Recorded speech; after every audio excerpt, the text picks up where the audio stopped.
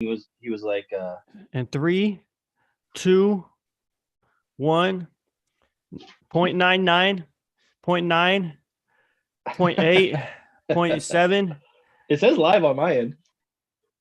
and we're live on the YouTubes. Fuck it, we'll do it live. The roast of Kyle Ditmars. Roast of Kyle Ditmars. In this podcast, we're here. We are sponsored by Smirnoff. 10 times filtered. 10 made times? in America for remarkable smoothness. I don't know. It's filtered. It's not I don't know how many times they distilled it. Distilled is what you want, but 10 times filtered. So they probably just got the fluoride out of the water that they're using because it's America. They just filtered out the poo particles. So this was on sale at Safeway.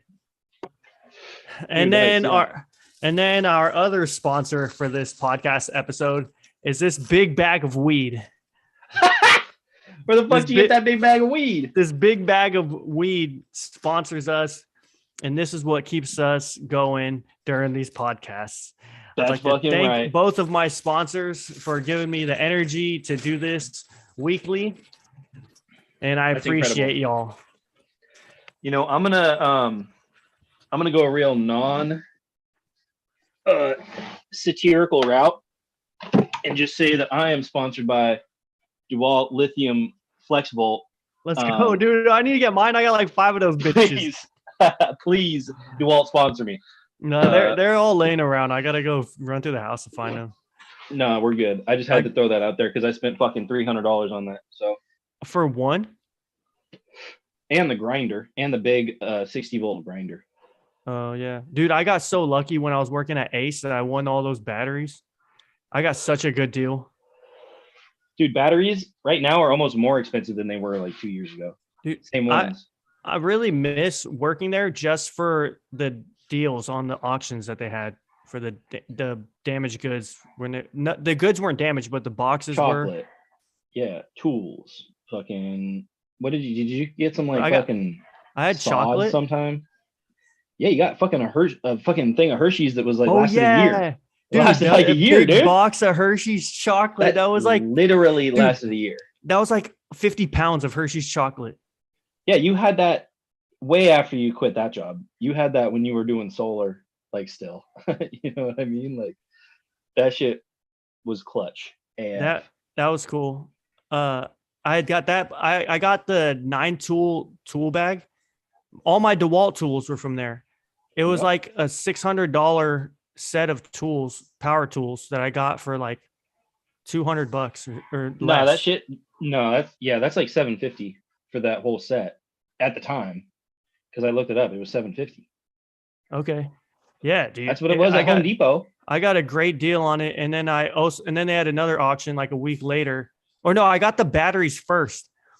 I showed you the 2 batteries, the FlexVolt ones, and I was like, should I get these? And then I was like, I'm just gonna hold on to them until I got the big tool set. You were thinking long term. Were you always planning on buying the tool set, or were you possibly going to just buy this tool here, that tool here? Or were you always I'm getting the full set? Well, when I was working HVAC, you know, I thought like maybe, so I worked HVAC and then I went to Ace, and then like I'm now like in the solar controls field, and I thought like when I was getting the tools, I could go back into construction and I'd have all these tools of my own, you know, give me a little bit more credibility in the field. Like when I first got into HVAC, I didn't have any tools of my own, so I had to borrow a lot of my bosses and stuff. So if I had all my own, go to your own job site without. If I had all my own tools, I could be making more money. I could also do my own things on the side. So so it's a worthwhile. Oh, go ahead. And I did use them. We built like the table, the workbench over there, and we did a lot of woodworking.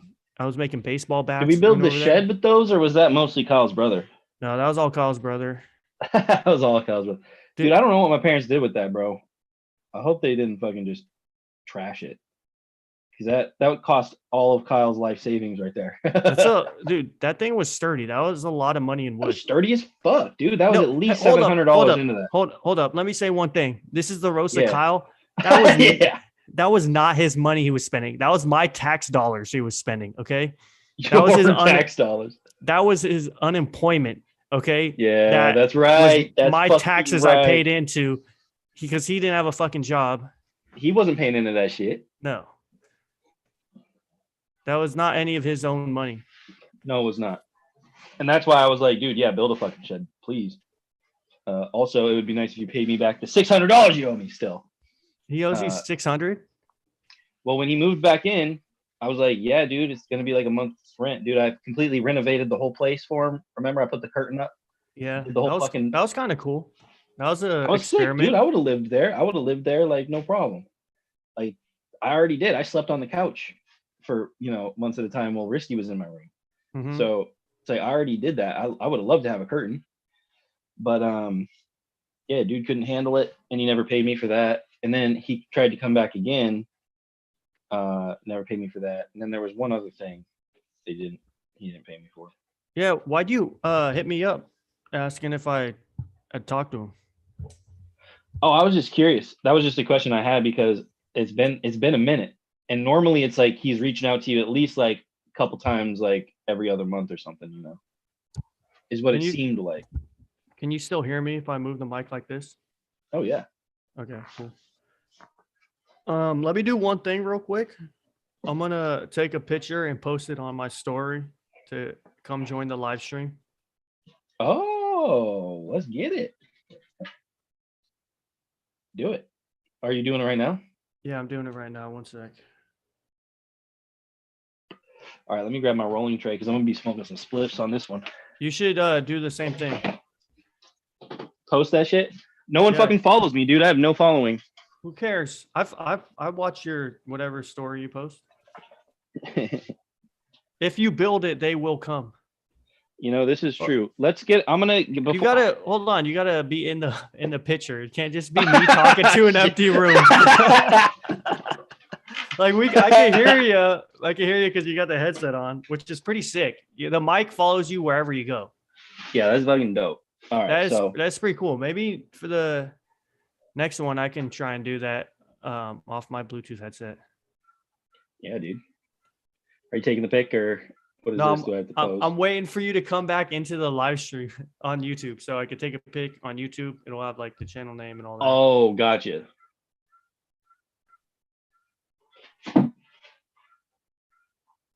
I'm trying to look studious and intelligent. It's great. I look like an idiot when I'm taking this pic, but it looks awesome. Okay. You post it, I'll retweet it.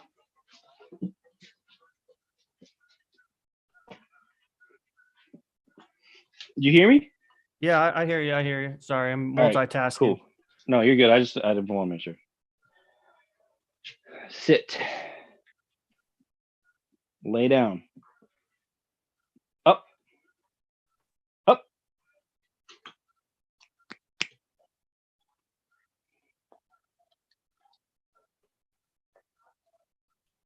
Take it.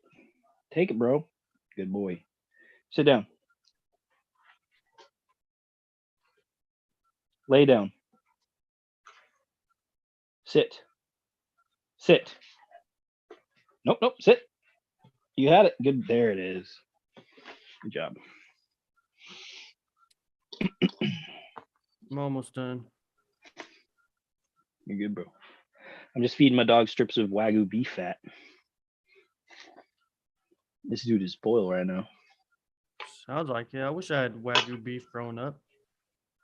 Dude. Maybe you did. Maybe your parents just kept it from you.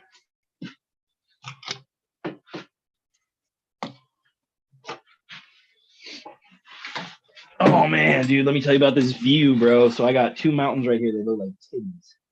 Like fucking real nice little titties just fucking poking out right here. It's great. It's fucking sick. Did you post it? About to. I'm gonna go on Twitter on my computer because I have my computer behind my phone. Excuse me.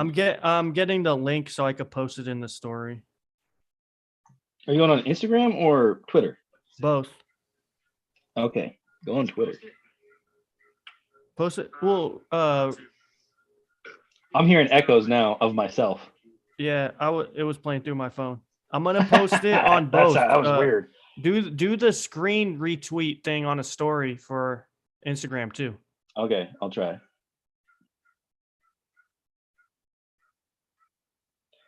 I have some. I might be taking a break from Instagram for a short while.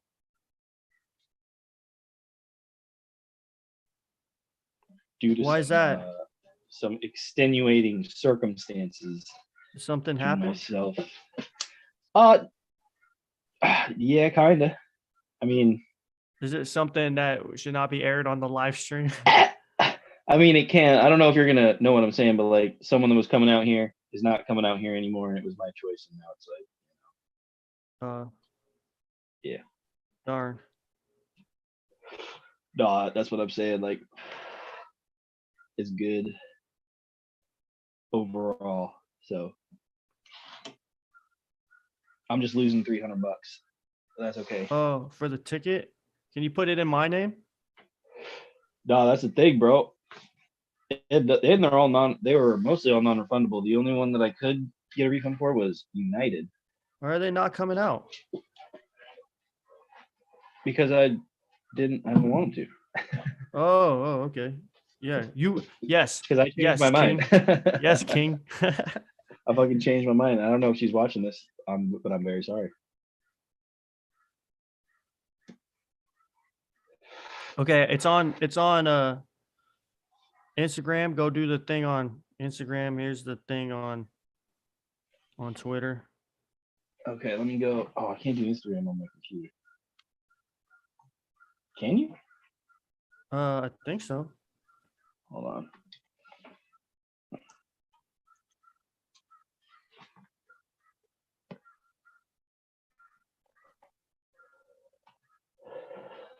Can you hear that crow in the background or no?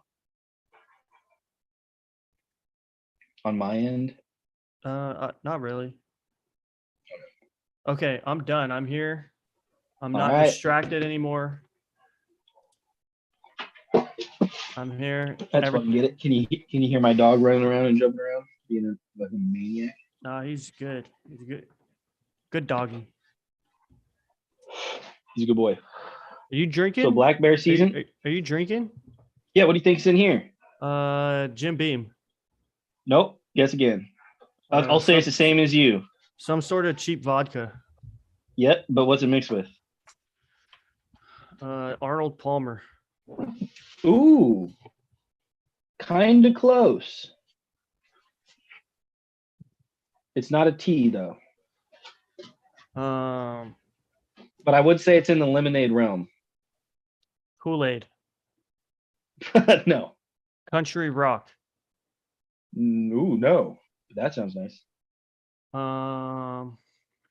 Lemonade realm. What do you think of the classic vodka and Coke? No. I don't know. I don't know, dude. I can't think. My feet smell. Hold on. Let me take my socks off. It's a vodka cranberry. Oh, okay. Or a vod cran, as I so affectionately refer to them. It's great, dude. You're getting antioxidants. You're getting zero sugar because I buy the non-sugar additive cranberry juice, and it's basically just like you're drinking nothing. You're just getting drunk, and there's no penalty. It's pretty sweet. This thing sucks. Do you hear? Is there any difference with this up or not up? Is there any pop crackle? Give me like a C sharp or a D flat, and then move it as you do it. Do re mi fa sol la ti do. Do re mi fa Yeah.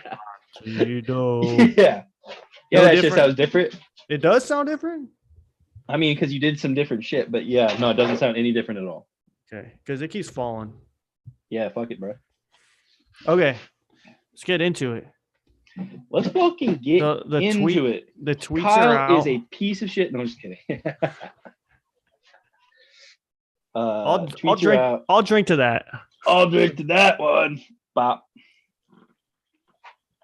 Anything exciting happened this week? What happened exciting this week? I went to a trailhead. I discovered a trailhead, long lost trailhead. Not long lost, but it has been abandoned and it has not been in use. And it is actually almost impossible to find a trail. But there is a trail, a Black Diamond trail, right on my backyard that goes What's up that? to A Black Diamond hiking trail? Yeah, They it goes up to they double calculate it Black like Diamond. that? Yep, it's off the Oh. slope, bro. I didn't know that. Yeah, shit is steep as fuck. You get about 3,000 feet of gain total in a 2.5 hour like hike. But it's a mountain. You don't need Yeah, a it's a trail. mountain. You know where to go. You're going to the You top. do. Yeah, So- no, that's the thing is that you go over the hill into a saddle, and then you follow the saddle. You follow this thing called 14 Mile Creek, and then it goes up, and then you end up at Patrick's Knob. Patrick's Knob. And then that's 6,500 feet. But at the valley floor here, where the river is, we're 2,500. So that's a lot. That's a lot in a supposed it's a 4 mile hike. So in 4 miles, you're going up, and that's just the total. So you're going like 1,000 feet per mile. Yeah, it's kind of fucked. That's very steep. Yeah, there's a lot of places where it's literally like you're kind of on your hands a little bit. Yeah. At least from what I remember. I've done hikes like that. They're fun. It's just crazy. That's just, dude, you can get to the trailhead from my house in 30 minutes if you walk out the back door and go across the train bridge. It's just a 30-minute walk to the trailhead. And so I'm thinking maybe tomorrow I'm going to go out there, walk up to the trailhead, and then see how far I can go, camp out, and see if I can't finish the whole thing. Because what the fuck? Sorry, because it's hard. It was hard to find the trail, and I'll say, like you said, you know where you're going. You just go over the hill, and then you end up in the saddle. It's all hunting shit. It's like you follow the ridge. If you don't know what you're doing, you just go on the ridge. If the goal is the top of the mountain, you can see the top of the mountain. So, but this is the thing, bro, is that like these mountains go like that mountain right there is the tallest mountain in my view, for sure, 100%. But once you climb up to that, there's another one behind that that's just slightly lower. So it's like from here, I'm looking at that thing. That's 1,000 feet like high right now. Like I don't know if you can see this. Let me flip you around. Like, can you see that? Can you see that the tip of that mountain? yeah, I can see the tip. That's 1,000 feet straight up from here, or maybe that's probably like 700 feet up from here. But it's like once you get up to that, there's something that looks the exact same from me to here. When you're up there, there's another one, and then you get onto that one, and then there's another one that looks the exact same like that. So you just keep fucking going up and up, and it's fucking crazy. And that's the trail. And that's the trail. Oh, just nice. Going northward, basically. And last time I did it, I ran into the bighorn sheep. There's a herd of bighorn sheep up there. I don't know if I sent you that picture, but it's where I had my 22, just pointing at them. My long rifle that Darius gave me, just pointing at the herd. There was like 10 or 15 of them just chilling. I'm like, damn, if I knew I could kill one, if I had a tag, if I had a place to store the meat, or if I had a way to process the head, make them out, and do all that shit, I would have done it. I would have been able to do it right there. But that's cool. But you don't want to kill just to kill. Just for the sake of saying it, you got to use every piece of that animal and know that you can. Nose to tail. Irresponsible. Nose to tail, man. That's what I'm saying. Use the bones for broth. Do everything like as you would of a hunter gatherer. If I were you, I would get some of that, turn it into some ground beef, and I'll turn it into some. I would make a nice shepherd's pie out of some bighorn sheep. Bighorn sheep. Shepherd's pie, like the shepherd ate the sheep. Yeah, that's what I'm talking about. That's my jam right there. Some shepherd's pie. That's legendary. Does shepherd's pie typically come with like lamb or sheep in it? Yeah, so shepherd's pie is lamb, and then there's what's the other one? Let me look it up real quick. It's then there's another one, cottage. It's called cottage pie, and that's ground beef. Oh, okay. Shepherd's pie is supposed to be lamb. Not it's called shepherd's pie because shepherds have their flock of sheep or their herd of sheep. Yeah. And then cottage pie is just ground beef. But Gotcha. like if you go and get shepherd's pie at a restaurant, like the vast majority of the time, that restaurant is making the shepherd's pie out of ground beef. Right. But Gotcha. back in the day, that was the That was a recipe. That was the difference between the two: shepherd's pie Gotcha. and cottage pie. Okay. Dude, I would love to do that, man.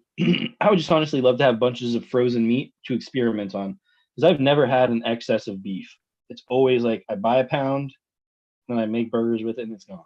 So I've never had excess to like experiment with, like do different things with. Like, sometimes I'll mix an egg in when I'm making a burger. Sometimes I'll put some garlic powder in or something. It's like nothing crazy though. I want to do some like, I want to fucking, you know what I mean? Fuck up some shit. I want to fuck up a bunch of meat so bad that I know that it doesn't work. You know what I mean? Like, dude, I you want should. some real science. If you still lived here when I started buying from my buddy Scott Talley, shout out to Talley Meats and Sponsored by Tally Meats in Gilroy, California. I've been buying in Gilroy. So far, You fucking drove down to Gilroy? No, I met him in Fremont. Oh, so he but drove you it go up. to Gilroy to get the fucking meat? No, that's where the cows are. That's his family owns some land, and they have, I think he told last I talked to him, he said a little over 50 heads of cattle. Oh, nice. And yeah, and he was actually my roommate my second year at St. Gregory's University. Shout out to Scott Talley and Tally Meat. But Damn, so far wild. two times I bought half a cow from each time. So you bought a full cow total, but two different cows. There are two. So I bought half of one cow, and they were steers. They were like a year old steers. And which one was better, first half or second half? The second one I've been saving a lot because of these food shortages. Shit that's going on. Yeah, of course. Like, I've had some. I've been eating the ground beef. I didn't get as much ground beef as I did the first time. But when I cook with ground beef, I'm putting a lot of seasoning in it. The way I cook ground beef is like the way I eat meat is for like nutrients. So I'll just cook ground beef and I'll throw seasoning in there and then 4 eggs. I'll take half and then so I'll just mix ground beef with eggs and seasoning. And so, with the seasoning and the egg, it starts to all taste the same, Yeah. I haven't really, I don't think I've actually cooked a steak yet from the new cow, the second cow that I got. But no, but it's not like there's no noticeable flavor difference. It's not like a little more like, I mean, cows don't get gamey, but it's like, there's no grass flavor in it. There's no like heavier notes. Well, so they're out in the field, but they corn feed them.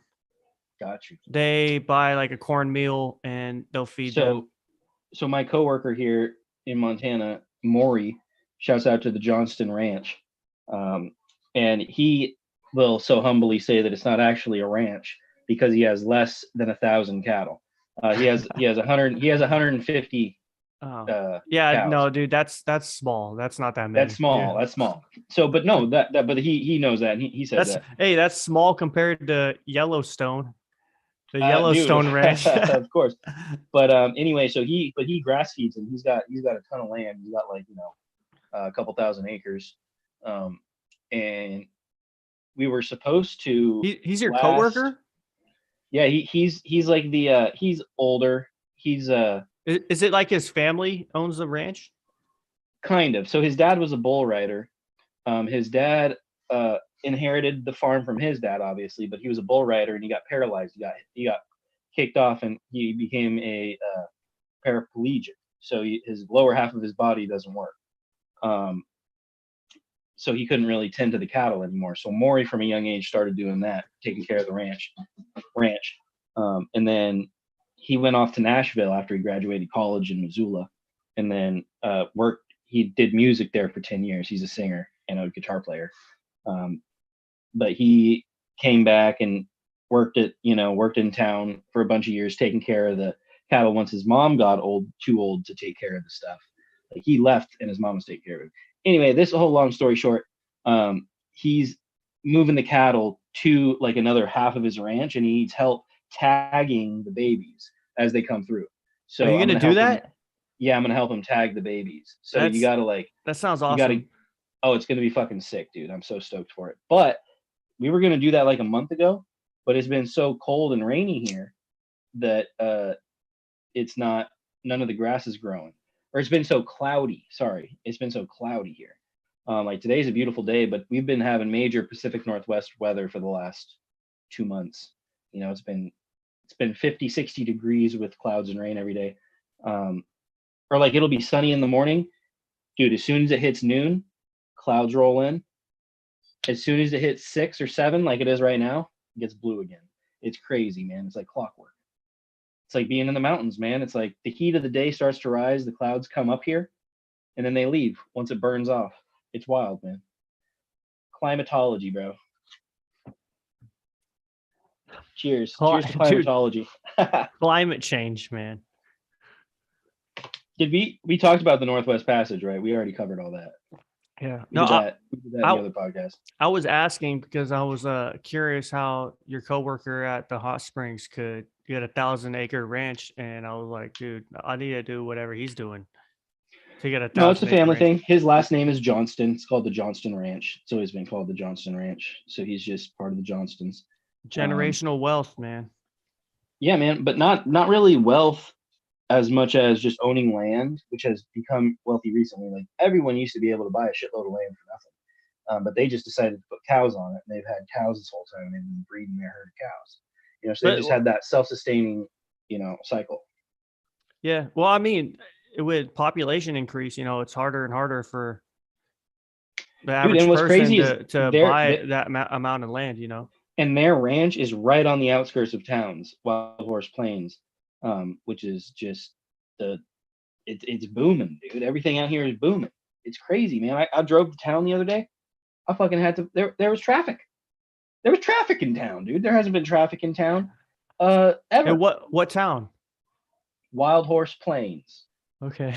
Montana. That's the closest actual town with a grocery store to me. That's like 25 miles. It's 25 miles to the grocery store. How far is St. Regis? St. Regis is only 13, but their grocery store is crap. So, what grocery store do you go to in McGougens? In what's that's in what town? Wild Horse Plains. McGougens. It's been shortened. Yeah, McGougens in Wild Horse Plains. And do they sell ammo in the grocery store? Not in the grocery store, but connected to the grocery store is the Mangy Moose. And the Mangy Moose sells ammos, guns. That's the general store. Yeah. Anything at all. Yeah. It's a general store. They got everything. They just don't have a refrigerator. So everything that's refrigerated and produce is in the, dude, it's amazing. It's all compact. And they have really good, hey, man, I'm trying to record here, bro. I know you're thirsty, but gosh dang, man. It's just a one-stop shop, bro. You roll through town, and normally it's real easy. You just roll right through, and you hit all your stops, and it's no problem. But this time, dude, I went, and it was fucked. There was traffic. There's people everywhere. It was insane. It was absolutely insane.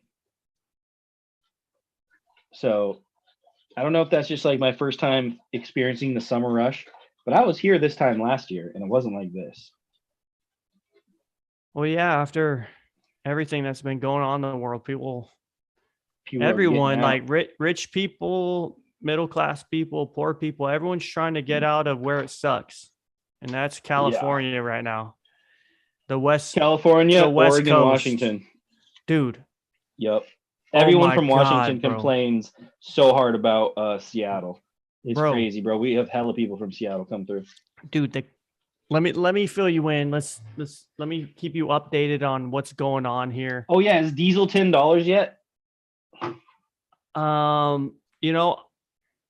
I don't know because I don't have a diesel truck, so I don't look at diesel. And Diesel's more than gas. it's more than gas, but the gas stations closest to me don't have diesel. They just have gas. That's So crazy.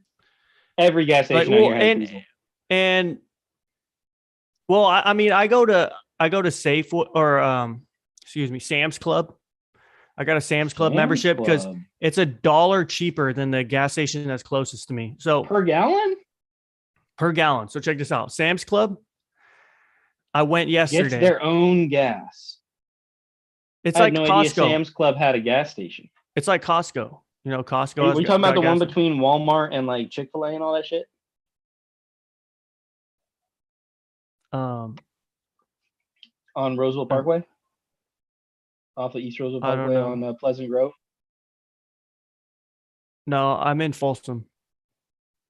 There's a Sam's Club in Folsom. I didn't even know that. Yeah, it's off like East Bidwell, Iron Point. Oh, gotcha. Yeah, but okay. So Sam's Club, cheapest gas in this area. Yesterday was $5.85. Cheapest gas in the area, like by a dollar. I'll say okay. The gas station closest to me is Chevron.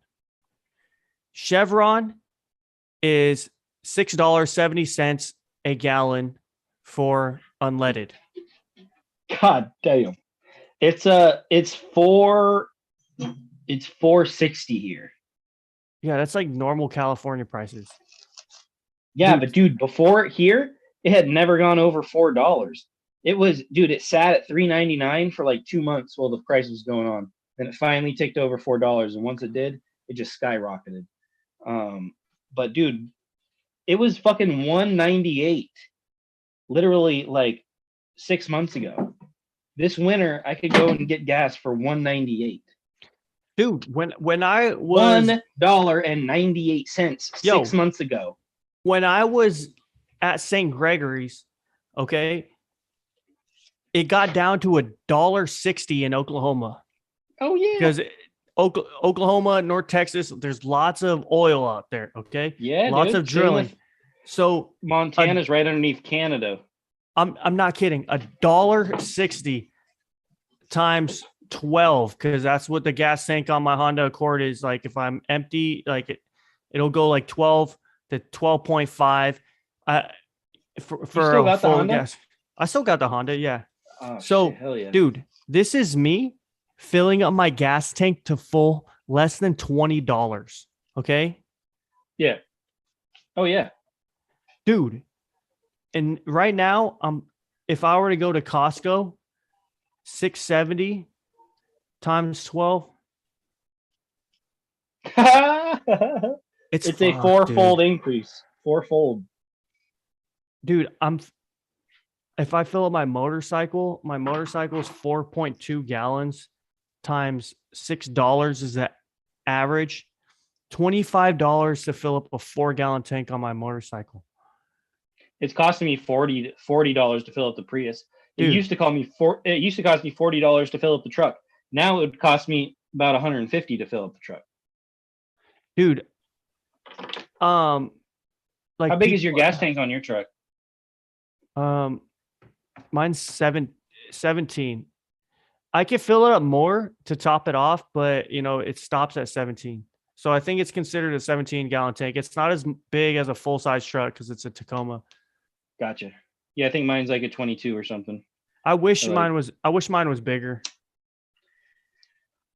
Yeah, it's just fucked, dude. It's like it doesn't matter because I don't have the money to fill that shit up. I'm on the same tank of gas in that truck that I bought back in March when I got back from my trip. Like when the war in Ukraine started, like I filled up that truck, and I haven't filled it up since. Dude, if you're gonna be leaving tank or gas in a tank, I put stable in it. Yeah, I was gonna say put some Seafoam. I don't know if you know what Seafoam is, but it will stabilize gas up to like a year or 2 years.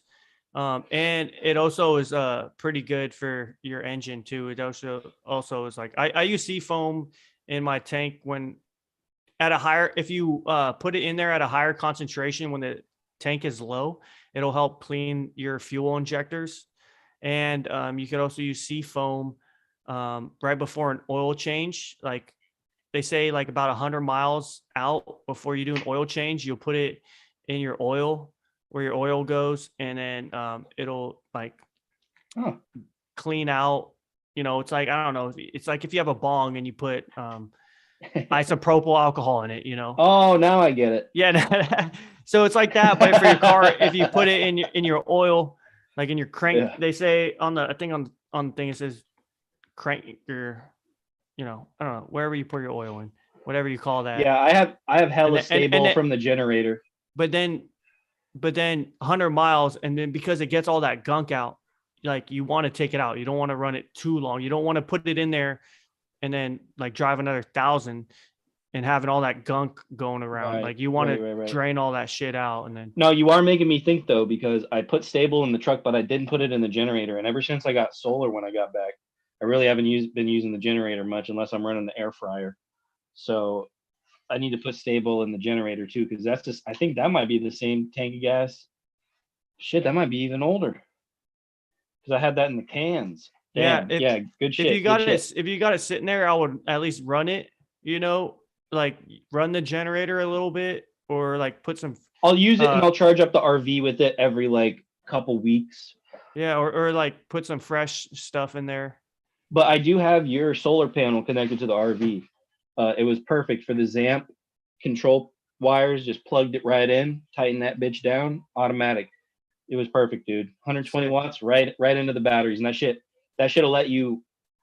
I didn't have to do anything. If that was in the sun for at least like 4 or 5 hours a day, with two 100 amp hour batteries, that would run my almost full size fridge. Like it was like, it's like a it's probably like a 2/3 size fridge, freezer, massive fridge.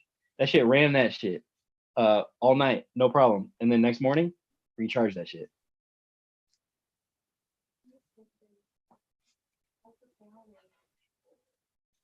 I'm gonna be right back. I'm gonna get some ice for Okay. my drink real quick. Yeah. I might refill my drink too. Okay. Take a quick pause for our sponsors. Well, don't enjoy for- my dog. Enjoy my don't- dog chewing on don't- a stick. Don't forget our sponsor, the commercial break. Cheap vodka. Cheap stuff. And a big Hell bag of some more cheap stuff. And a big bag. Oh, you didn't. It's cheap weed. No, I it's a forgot you can't sponsor. talk. I'm not allowed to say that stuff. That's not legal in all 50 states. True. It's legal here in Montana though. Okay. Be right back. I.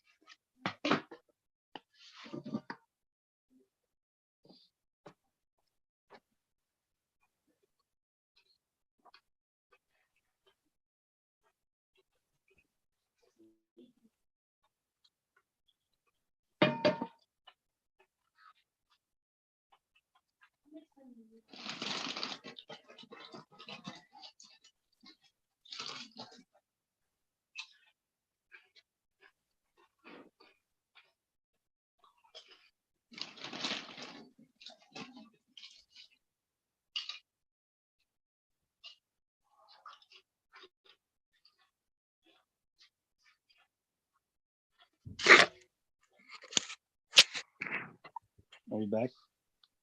I'm back. Okay. Let me top this off.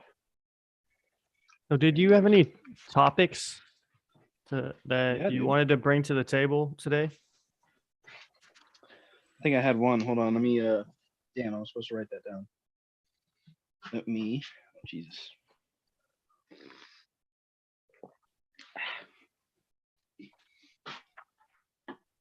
Yeah. So, first topic that I want to bring up. Are we ready for that? Can I go into Yeah. it? Yeah. We're ready. All right. So, the state of Georgia. Oh, cheers. This is a dangerous game. I just cheers a topped off drink over my computer. Very bad idea. All right. What I want to bring up is the case, the current pending case of the state of Georgia versus Young Thug and pretty much all of YSL. I don't know what that is. YSL is Young Stoner Life. That is the label that Young Thug created, which includes Gunna, Lil Baby, Lil Durk, pretty much any major rapper that you know of. Is Lil Baby different than Da Baby? Yes, he is much better than the Baby. What? Yeah, he's 10 times better than the Baby. I thought Da Baby was like the best right now. No, fuck the Baby. Who's the best right now? Lil Baby and Gunna are the best. I would say Lil Keed, which plays into this, which is terrible. Less than 48 hours after almost all of YSL was indicted and taken into custody. Oh, okay. Hold on. What were they what are the charges against them? Rico. Oh, so like organized crime. Yeah. Okay. So less than 48 hours after being taken into custody, pretty much the only major member of YSL that wasn't taken into custody, Lil Keed, died from something. I don't even know what he died from, but he died. He passed away. So was he boosted? I don't know what that means, bro. But Lil Keed, did he get the booster? Listen, probably. That's probably what killed him. Lil Keed is, no joke, a transformative member of the hip hop genre. Young Thug was driving through Atlanta, got like, called in, pulled over, and Lil Keed played him a song on the street. And after hearing one song out of a car speaker from Lil Keed, Young Thug signed him to YSL instantly. Instantly signed him $1 million contract. Instantly. One song. He didn't even hear anything else. So that just goes to show you how influential Lil Keed is. Lil Keed passed away less than 48 hours after. How old was he?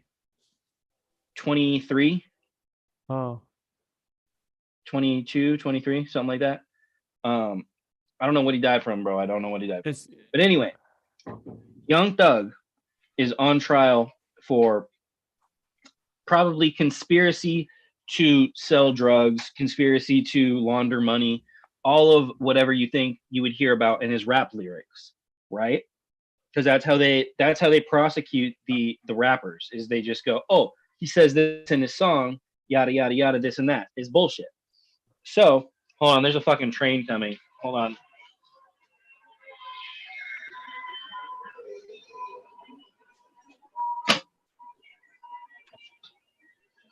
I don't know if that helps with the noise. Can you hear the train? Barely. Can you see the shaking? No. Is there shaking? I don't know if it's the room spinning or if it's your place shaking. I don't know if it's the cheap vodka or. So anyway, the conspiracy charges against Young Thug are obviously merited. Like, he probably does all that shit, but it's just so tragic that a guy that goes around helping people, being the best guy he can be, is going to be prosecuted. Same with Gunna. I don't think Lil Baby's in jail, which is crazy because Lil Baby is actually the only one of them that probably does still sell drugs. It's just wild. It's wild, man. Anyway, I don't get why, if you're making music like that and you're making millions off your music, why you got to sell drugs too. I don't think they are. Rap about stuff in your past. Whatever. That's what they're doing. No, I don't. I think they might be, dude. They probably got greedy. They're like, let's make That's crazy multiple income though. streams. Cash flow, multiple income Maybe. streams, and I wouldn't put it past people to still be doing that while they're the top dog.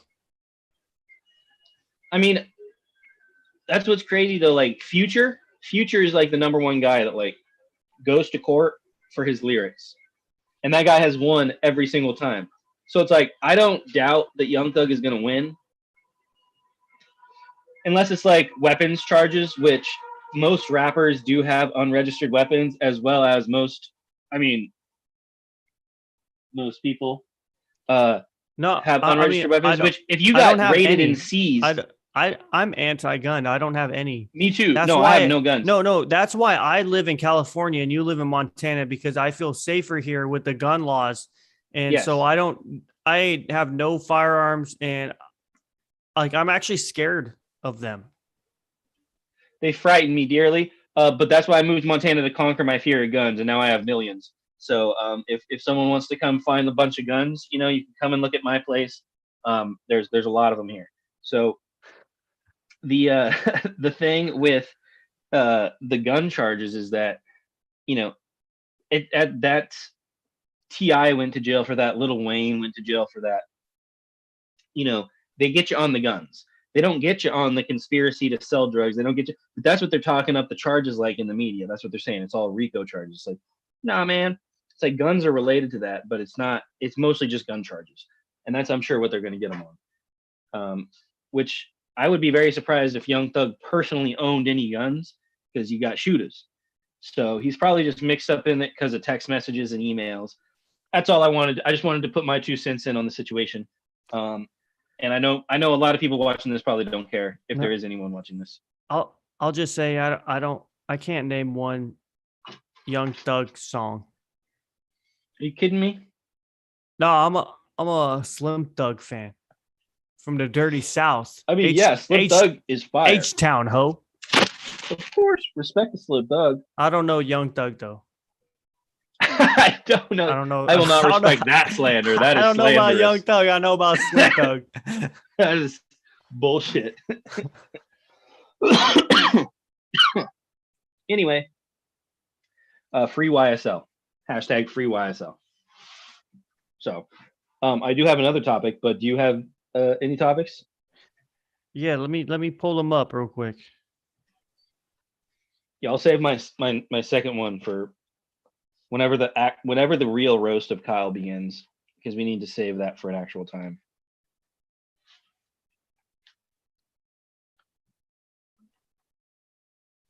I don't know. You bring up your topics. Mine are all the Mine- same. Mine are all doomsday. The world is gonna end. Yeah, let's fucking hear it. Okay. What's the number? No. Let me ask you a question. What is the number one concern in terms of like possibility that is going to happen and that would affect the most people in the worst way? Like number one worst scenario. In the world. What do you think? Like that is actually potential. What? No, this what- is what I'm asking. I'm asking you to like juggle a couple of different things here in this question. So one, I'll give what you is two. most I'll give you two. I'll give Okay, you hold on, two, hold on. but they might go hand in hand. Okay. You're breaking up. Hey, your video froze. Am I still Your frozen? video's frozen. I can't hear a thing you're saying. Hold on. You can't hear it. Damn, Wait. man. Oh, no. There you are. You were coming in loud and clear. Okay. I got you. Go ahead. Sorry. So what is it? Okay. I'm gonna give top two. Okay. Okay. There's the number one that most people, I think, internationally are scared of is a hot nuclear war between superpowers. Mm-hmm. Russia possibly using tactical nukes on a NATO member nation or any nation whatsoever, just using them. But it would be worse if it's NATO because of the alliance, which means everyone that has signed on to NATO is now attacking them as well. Right. It But just makes it a much larger scale conflict. I think even if they were to use it on just on Ukraine or just a non-member nation, I think it's just as grave because like nukes haven't been dropped on someone during wartime since World War II. You know, We're the only ones that's ever done it. Yeah. So I think if just using them in general is just a huge situation. And then number two would be a global economic collapse because there's a lot of like a 21st century Great Depression, a modern economy. way worse than 2008. You know, but no, like a 1920s Great Depression, but now, and where everything is so connected that it's even amplified, even worse. Yeah, because at least back then we were on the gold standard. We were isolated, and but we were also isolated from each other. Now, if something fucks up over there, we're gonna feel it over here. Imagine if everything fucks up everywhere. We are feeling it over here. No, that's what I mean. But it's like a Great Depression now would be much worse than a Great Depression then, because they were still a great degree of isolationism back then, which insulated people from the massive effects of that sort of thing. And with this new economic collapse, I think that it will have to do with the dollar losing its reserve currency power. And because we're like most nations are fiat currencies. And with the fiat currency, the government can just print money whenever they deem acceptable to print money. If there's a recession, print more money, stimulate the economy, and that leads to higher inflation. We're seeing record inflation right now in the United States. Like we would be at record numbers in the United States if they calculated it the same as they did in the 70s and in the 80s, but they don't calculate inflation the same. So, and with them just printing money, like during the pandemic, they just gave checks to everybody. They gave checks to Kyle, and then he spent all that money on multiple. A lot of it was the state of California, though. There was just the one federal one, or the two federal ones. But the one under Trump and then the one under Biden. But there was three stimulus checks. There's three stimulus. I only got two. Yeah, but there was three of them from the federal government. And a lot of college money came from the state of California, though, which is from unemployment. The main issue.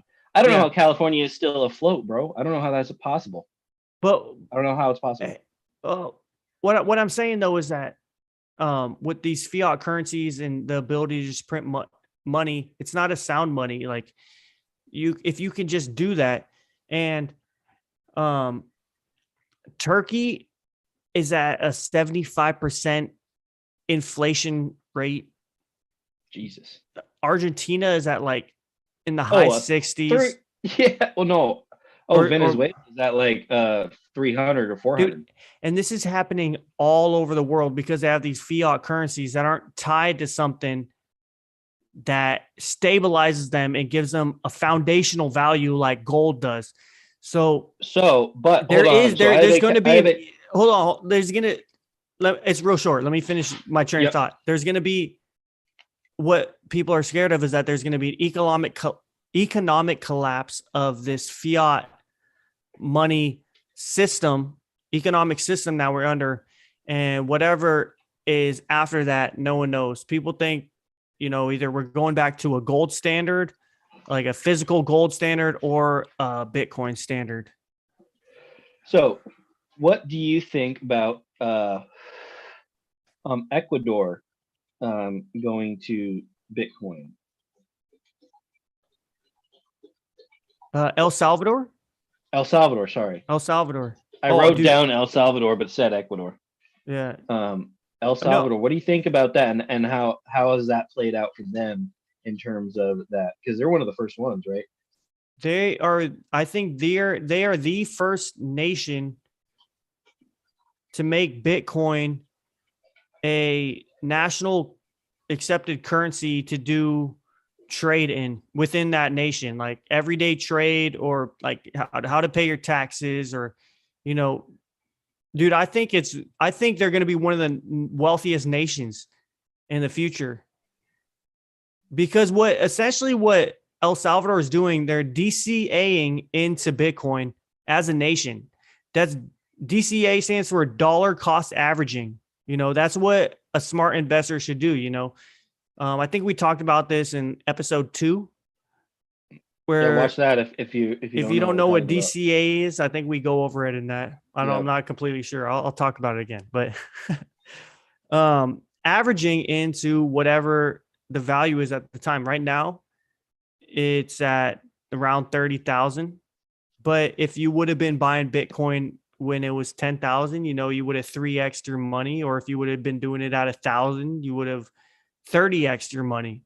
And essentially, that's what they're doing as a global nation state, is purchasing Bitcoin to hold in their Bitcoin wallet as their reserve currency at a lower value. Because once other countries start doing the same thing, and there's African countries that are actually starting to do the same thing. There's an African Union that has formed. I don't remember the name of the African Union, but they're making an African continental cryptocurrency for the continent of Africa. And essentially what they're doing is they are getting into sound money to back up their economy earlier than anyone else has. Mm-hmm. You know, Same thing as getting in on the ground floor at 10,000. They're going to be getting in the ground floor. So, in terms of wide scale integration. This is how I look at it. If there's going to be a global currency where you can send almost instantaneously, P2P, person to person, you know, human to human. Right now, the number one cryptocurrency is Bitcoin. Okay. There's 8 billion people in the world. There's a potential for 21 million Bitcoin ever. And then you can take off all the Bitcoins that's lost. Then you could take off the 1 million Bitcoin that Satoshi had. A lot of Bitcoins. A lot is lost. And then you could take off the 1 million that Satoshi has in his own wallet, and no one knows who Satoshi is. A lot of people think he's dead. So that's all stable. That's like gold in the ground that's never coming back out. Exactly. So let's just say let's go to 19 million. Okay. 19 million, divide that 19 million between 8 billion people on the planet.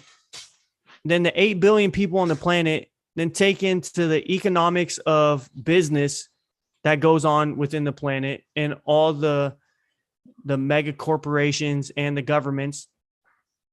And all the mega corporations and governments, they are starting to hold Bitcoin as the reserve currency. Right. So the value of one Bitcoin is just going to go up exponential once, unless something happens and there's a huge war and people get killed and destroyed and new nations are formed. And you know what I'm saying with that? Unless things get blown back all the way down to mineral wealth again, like just using minerals for that, which is possible. That's possible. But at that point, the dollar doesn't mean anything either. So who cares? You know, it's like, as long as there's a global internet of some sort, Bitcoin will be a feasible means of currency exchange. I think. Just imagine. I don't see anything other than an EMP. An EMP, like a massive corona.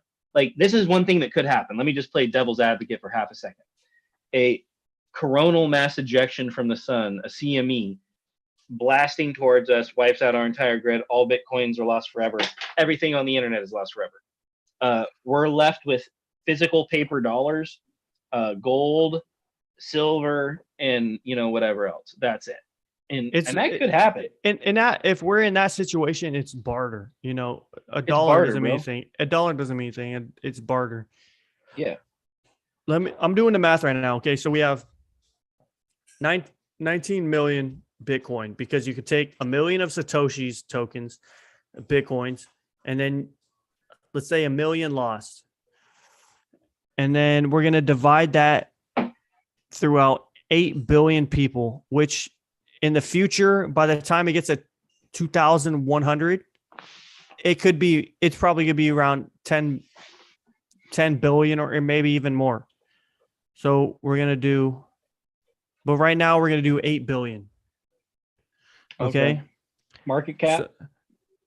So that means if everyone I in the see it. entire world had an equal portion of Bitcoin, everyone would have that much Bitcoin, 0.002375. If every single Gotcha. person had equal amounts. But that's not the case because there's already corporations and individuals around the world that have stockpiled. Okay. If Bitcoin becomes global currency reserve at that level of adoption, it's going to be valued in. Okay. So the dollar is losing value, right? Because it's not tied to the gold standard. So the value of the dollar is going down, right? Due to inflation Right. and them printing more. Right. And the value of Bitcoin is going up. So that's an exponential increase of value of a Bitcoin compared to a dollar, because Bitcoin goes up, dollar goes down. It's not like one of them is going up to create that widening of a gap of value. Both of them are going like this. Yeah. So as the future goes on, it's just going to increase because Bitcoin is deflationary. Bitcoin, there's a set amount. With a dollar, they print and print and print and print. You know, Dude, that's why. So this is why I try to explain this to my dad. This is why I put $8,000 down on a $28,000 loan for a 21-foot 2021 trailer. Normally, if you buy a brand new trailer, well, not normally, almost always, pretty much always. If you buy a brand new anything, it devalues instantly. Moment you drive it off the lot. If it's a brand new, you're losing money on it. And this is true. You can't escape that. That is a fact of retail, anything, whatever it is, that is what happens. However, my thought on it is that I have $8,000 of US dollars sitting here in a spot. And I can put this $8,000, hey, go away. I can put this $8,000 towards a loan of a set amount, a set dollar amount, not including the interest, right? Not including the interest, but I always plan on paying down aggressively. Anyway, the idea is that $8,000 in USD sitting here is doing less for me than owning a physical object that is made of materials that does have actual value. And also in terms of like that loan amount, how much the interest is versus how much inflation is, it's almost a better idea to deal with interest than inflation at this moment, because at least your set amount of money you didn't have is decided on. And it's that $28,000 that I owe. And it's like, as long as I'm paying it down, and the Fed just did increase the interest rate by 0.5%, or like 0.5%, right? Which is a tiny amount compared to it's a tiny amount, but what needs to be done, because if you want to combat inflation, the interest rate from the Fed needs to be more than what inflation is. Right. They say inflation's at, let's say 8%, even though by a lot of metrics it's more than that. But let's say 8% because that's what they say officially. That's what I'm saying. And my percent interest on my loan is 9%. That's what I'm trying to say here. So exactly. This is what I'm talking about. So keep going. Okay, I want to go back. Okay, so for the Fed to combat inflation, what they need to do is raise federal interest rates from the Fed as the base interest rates that goes out to homes, cars, credit cards, everything, trailers. That's what I'm talking about. They need to raise that above what inflation is to combat interest rates. But what are they at right now? Like 5 or 6%. But interest rate is at interest rates are at 3% or something, or like 2%. For federally. I'm thinking about. But they just increased it by I'm thinking about 0.5%, though. like That's why it's crazy. That's a lot. Yeah, right. But a lot of times I look at what homes and mortgage interest Right. rates are at. But Totally. okay, what I'm saying is that for them they always talk about combating inflation, but for them to actually combat Sorry, he's inflation, coming in. no, it's awesome. For them to actually combat inflation, they need to raise interest rates higher than what inflation actually is. So if inflation by their official government metric is 8%, then the Fed interest rate should be at 9%. That's the only way that you can combat interest rates. That's the only way that you can combat inflation to actually help the economy. But if you raise it that high, it will hurt and send us into a depression. But the only problem with that. And no, that would be fine. And I think we're onto something here.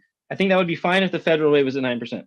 The only issue is that the banks, they get their loans from the federal government. They need to make money too. So they wouldn't make an 8%. They would make it 20, 30%. Right. Because the banks still need to make their money. And if the banks didn't have to make their money, but if the banks didn't have to make their money and the federal government was the only one doing loans, I don't see an issue with 9%.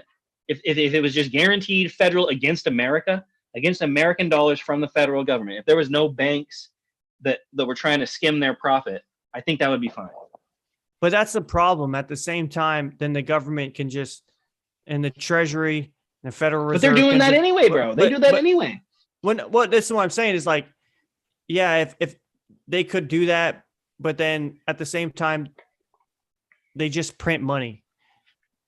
And at the same time, exactly. And so it just fucks everything up. When you're raising interest rates and then printing money at the same time, it just fucks everything up. They're not like, and so I guess the whole point of what we're talking about is like the whole thing is fucked, dude. The whole thing is fucked, and the great reset and the transition into a different type of global currency in a new age is upon us.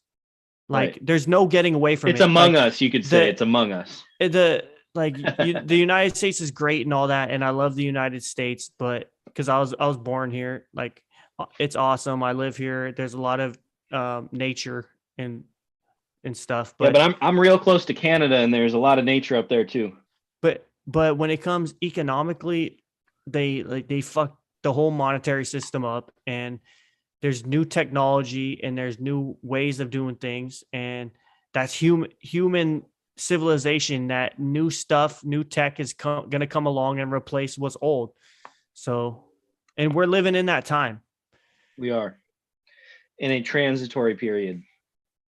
A paradigm shift is upon us. But, it's something that we were kind of set up to deal with, like born in the 80s and 90s, dealing with like, shit like, I don't know, fucking 9/11 and the internet. Like we've been dealing with shifts and cell phones. We've been dealing with computers. We've been dealing with all this whole shit this whole time. Hold up. I got to ask you a question. Yeah. Because you got another fucking train coming? God damn!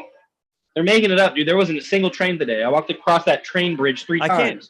I can't even hear it. Okay, sorry, go ahead. You have amazing noise canceling. But I have to ask you, because you brought it up, 9/11. Do you know about Tower 7? Tower 7. I know about Tower 7. Tower 7 didn't get hit by an airplane, but it free fell into its own footprint. Yeah. Yeah, it was set for demolition that day. But no, it wasn't set to just be demolished. They demolished it because it caught fire. Oh, got you. Okay, but anyway, no, this is actually a great idea. We should actually have a whole next podcast. We should have one of the next ones. I need to do some research on it. We should actually have a whole podcast about 9/11. 9/11. Let's do it. I'm down, dude. I'm 100,000% down, Jordan. You have no idea how down I am for that. Have you ever seen Loose Change? Loose Change? No. Dude, you'd never heard of Loose Change? Dude, I'll I send don't it to think you. so. There's like 4 or 5 versions of Loose Change. They keep getting more info and updating it.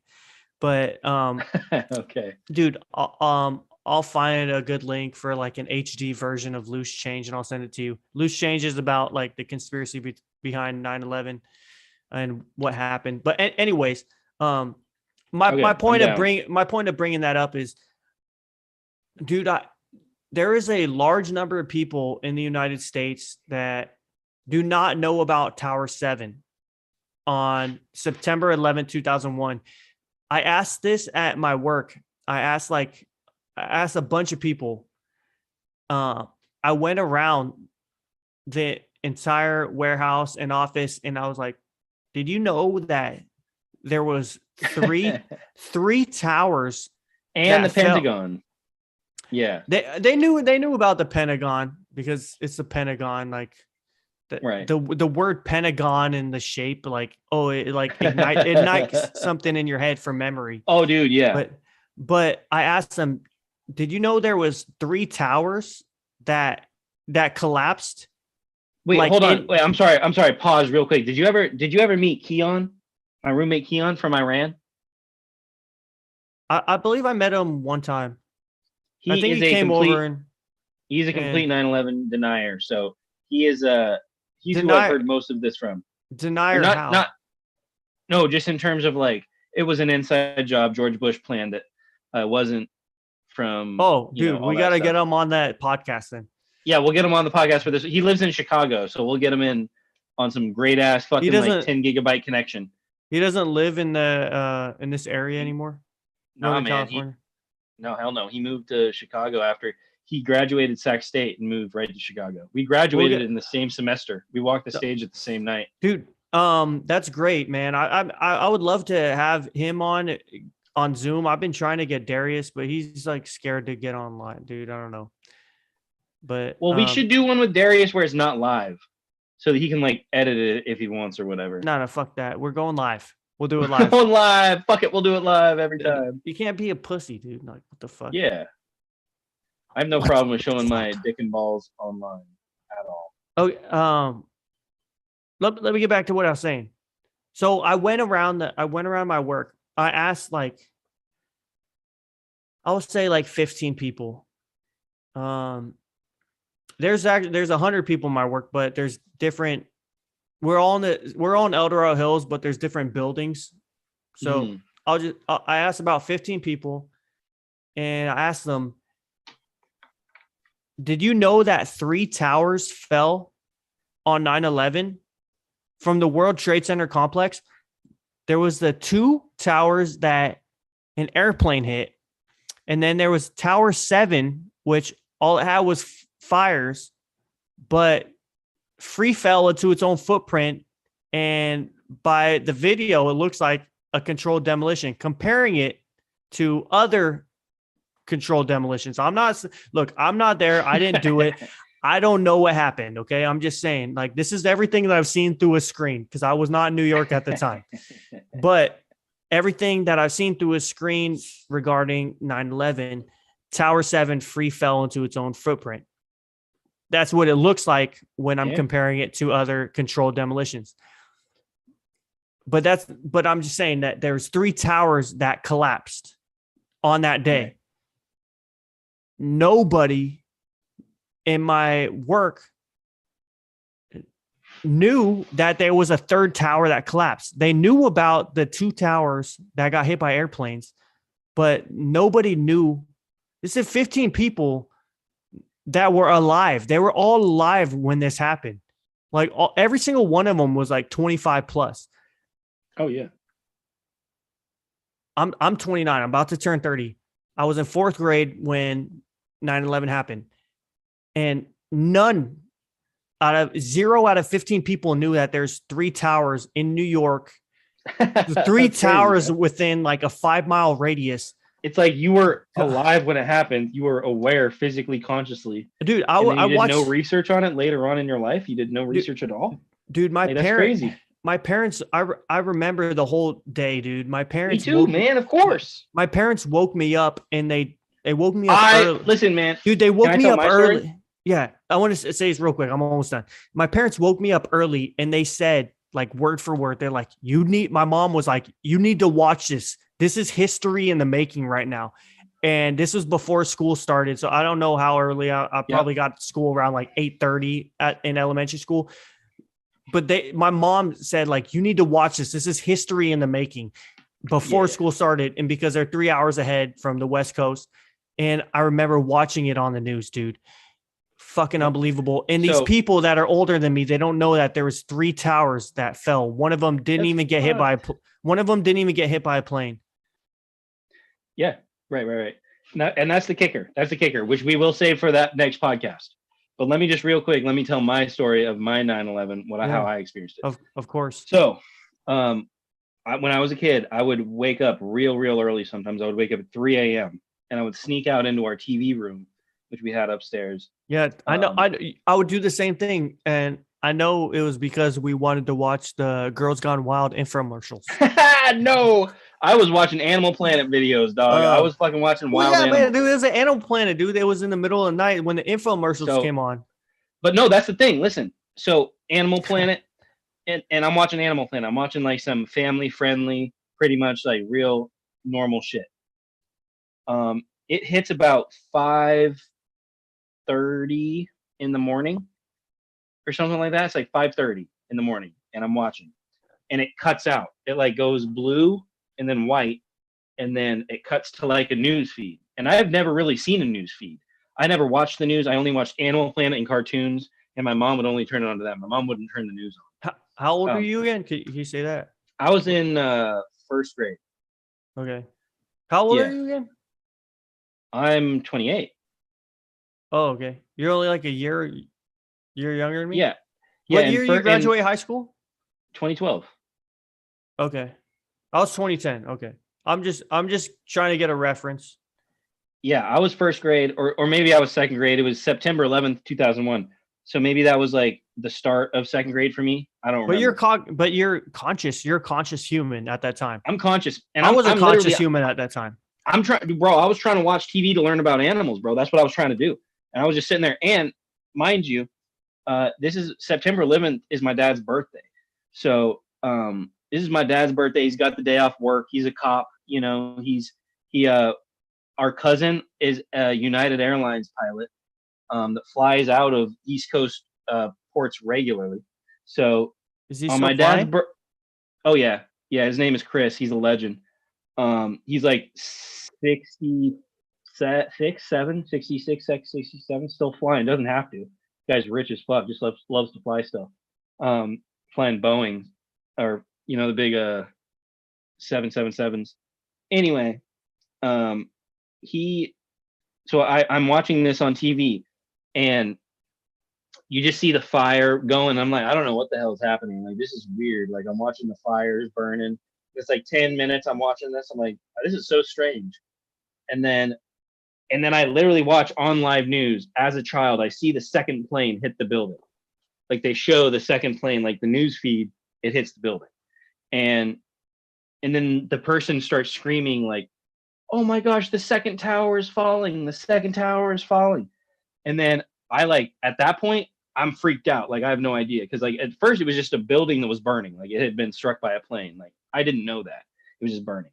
And I was just watching. And then I see the plane hit the second building, and the news anchor starts saying it's falling. So I run into my parents' bedroom and like, the towers are falling. The towers are falling.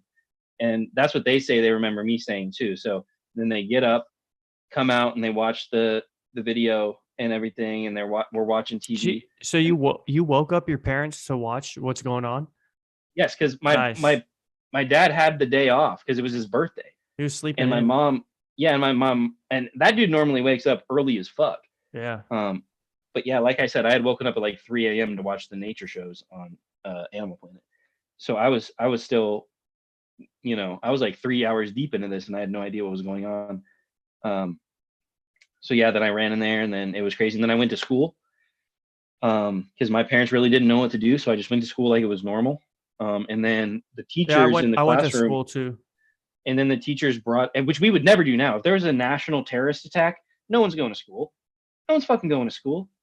every school would shut down. Like they would be forced to shut down. Like nowadays, like if there was a nationwide terrorist attack that was like Pentagon, all the shit going on, schools would shut down. Anyway, we went to school. They pulled out the TV on the rollers. Oh, dude, I wished my teacher would have done that. At my school, I went to Turned it Ridgeview. on. I went to and we watched it. Ridgeview. I went to Ridgeview in Granite Bay.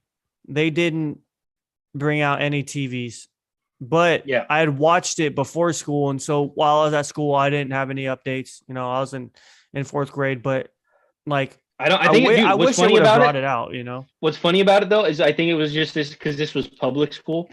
I went to public school, so it was just like I went to public school too. oh, Ridgeview is public. Yeah, Ridgeview sounds Ridgeview's private. Ridgeview's public. That sounds private. I went to Oak Anyway. Hills and Ridgeview. Okay, I went to Catherine Gates, which also sounds a little private. when That you think sounds about the way Gates. more private. Gates? I know. Gates, dude? Anyway, they pulled out the TV, big ass TV on the rollers, and we watched the news as it happened. Well, Which it's which is a crazy thing, dude. because the TVs back then were so big they couldn't mount them on the wall like a flat But- screen. But I also low key think it was just because the teacher wanted to keep watching, and I'm like, what lesson are we learning here? We're just continuing to watch. But the teacher did say like, this is terrible. Like this is a national tragedy. Like go and hug your loved ones and like all that shit. And we burned candles. Did you burn candles on your driveway? I think we had like personally, like with my family, no. But Yeah, because our whole neighborhood burned candles on our driveway on 9/11. Whole neighborhood. we had a like a ceremony Yeah. at the school, like where everyone went to the school. Right. And we did something like where we stood by the flag and did like a pledge of allegiance to the flag, which like Dude, it was crazy. like looking back at it, like I'm thinking about it now, like they're like, okay, on this date, like I don't know how many days later, it's like we're all gonna show up here and have like a candle burning and we're gonna say the pledge of allegiance, which yeah. I think a lot about like the metaphysical and like philosophy and stuff. And it's kind of weird Sure. that you're getting a bunch of humans together. We're going to pledge like our allegiance to this nation when we're all humans are like one. Like, We're the same species. shit, bro. We're all the same We're the shit. same shit, bro. But we're pledging to like, so when I look back at it, it's kind of weird, but we did have, and for the next few years on the date of 9/11, like, memorial thing where on that date we would go early to school and Yeah. like say the pledge of allegiance, say a prayer and have a moment of silence. Do you remember it? For- Do you want to have a moment of silence now? Are we going to say the Pledge of Allegiance? Bro, I don't even know if it happened, dude. Could be all I pledge CGI. allegiance Dude, to the flag. it might be. Oh, It dude, might be CGI.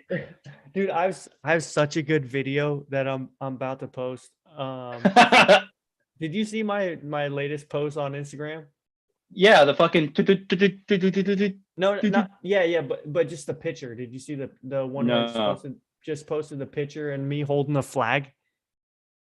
Oh yeah, of course. Yeah. Okay, so it's a video, but it's with me holding the flag, and I say the Pledge of Allegiance, and I forget it halfway. you really? I forget it halfway through. I forget it halfway through. I can't remember it, so I just like free ball it. So I've been waiting to post it, but I'll probably post it like post it Dude, like you have either to post tonight it or now. tomorrow. Yeah, you It's have pretty. to. It's pretty funny. It's pretty funny. I could do it right now, easily, no question. Like Let's- they drilled that into us. Let's hear it. I pledge allegiance to the flag of the United States of America, for which it stands, one nation, under God, indivisible, for liberty and justice for all. Amen. I don't remember the last part, actually. No, so, that's yeah. what it was. Amen, wasn't it? Oh, it says amen? I'm pretty sure it's what. No! It does not say amen, does it? No, originally, I think that's what it was originally. That's Like- hilarious, bro. Like, I don't think it was. I just said that. I don't think that's what it was. When we were going to school in the late 90s, early 2000s. Right. Right. But But that probably, yeah, you know, you're right. That probably is what it originally, said. I, from what I've heard, I'm pretty sure that's what it was in the beginning. Yeah. Um, One but nation under God, bro. but dude, okay, there was 3 towers that fell. I asked a bunch of people at my work. 0 out of 15 were willing to acknowledge that they knew about what I was talking about. Are they all? Are they? What are they? What do they believe otherwise? Are they like? What there's a large number of the people that are you're from the Northern California Would you area. call them? Would you call them libtards? No. So I was gonna say, I don't know. Do you have? I know you have family that lives in Grass Valley. Are you familiar with Placerville? My mom was born in Grass Valley. My whole family lives in Grass Valley. Yeah, on my mom's side, they are seventh but generation Californian from Grass Valley. That's off 80. So this is off 50. A lot of people from my work are off 50 in Placerville area, Northern California. That's but 49. They call that 49. They don't even talk about that because Grass Valley and Placerville, that was all connected through 49. So they don't even acknowledge 80 or 50. It all used to be connected through 49. So, but that is still, it's still a similar route, but that is pretty far away. I understand.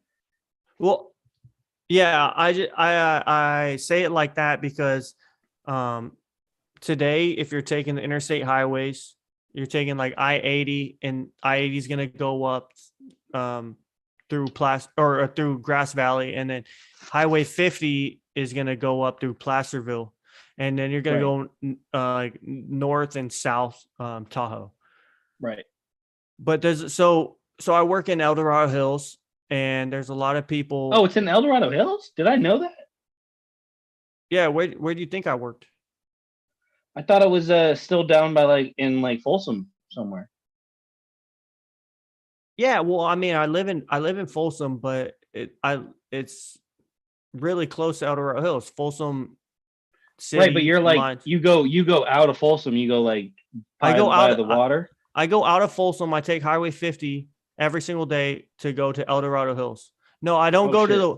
Well, yes, by the water when I was living at the trailer, but not anymore. Got you.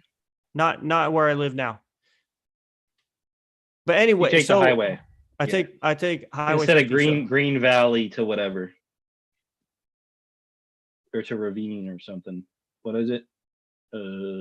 I didn't take Green Valley, but in the past I didn't have to take that way to get to work. But anyways, what I'm getting at is that a lot of my coworkers, they live in the hills of the Sierra Nevadas.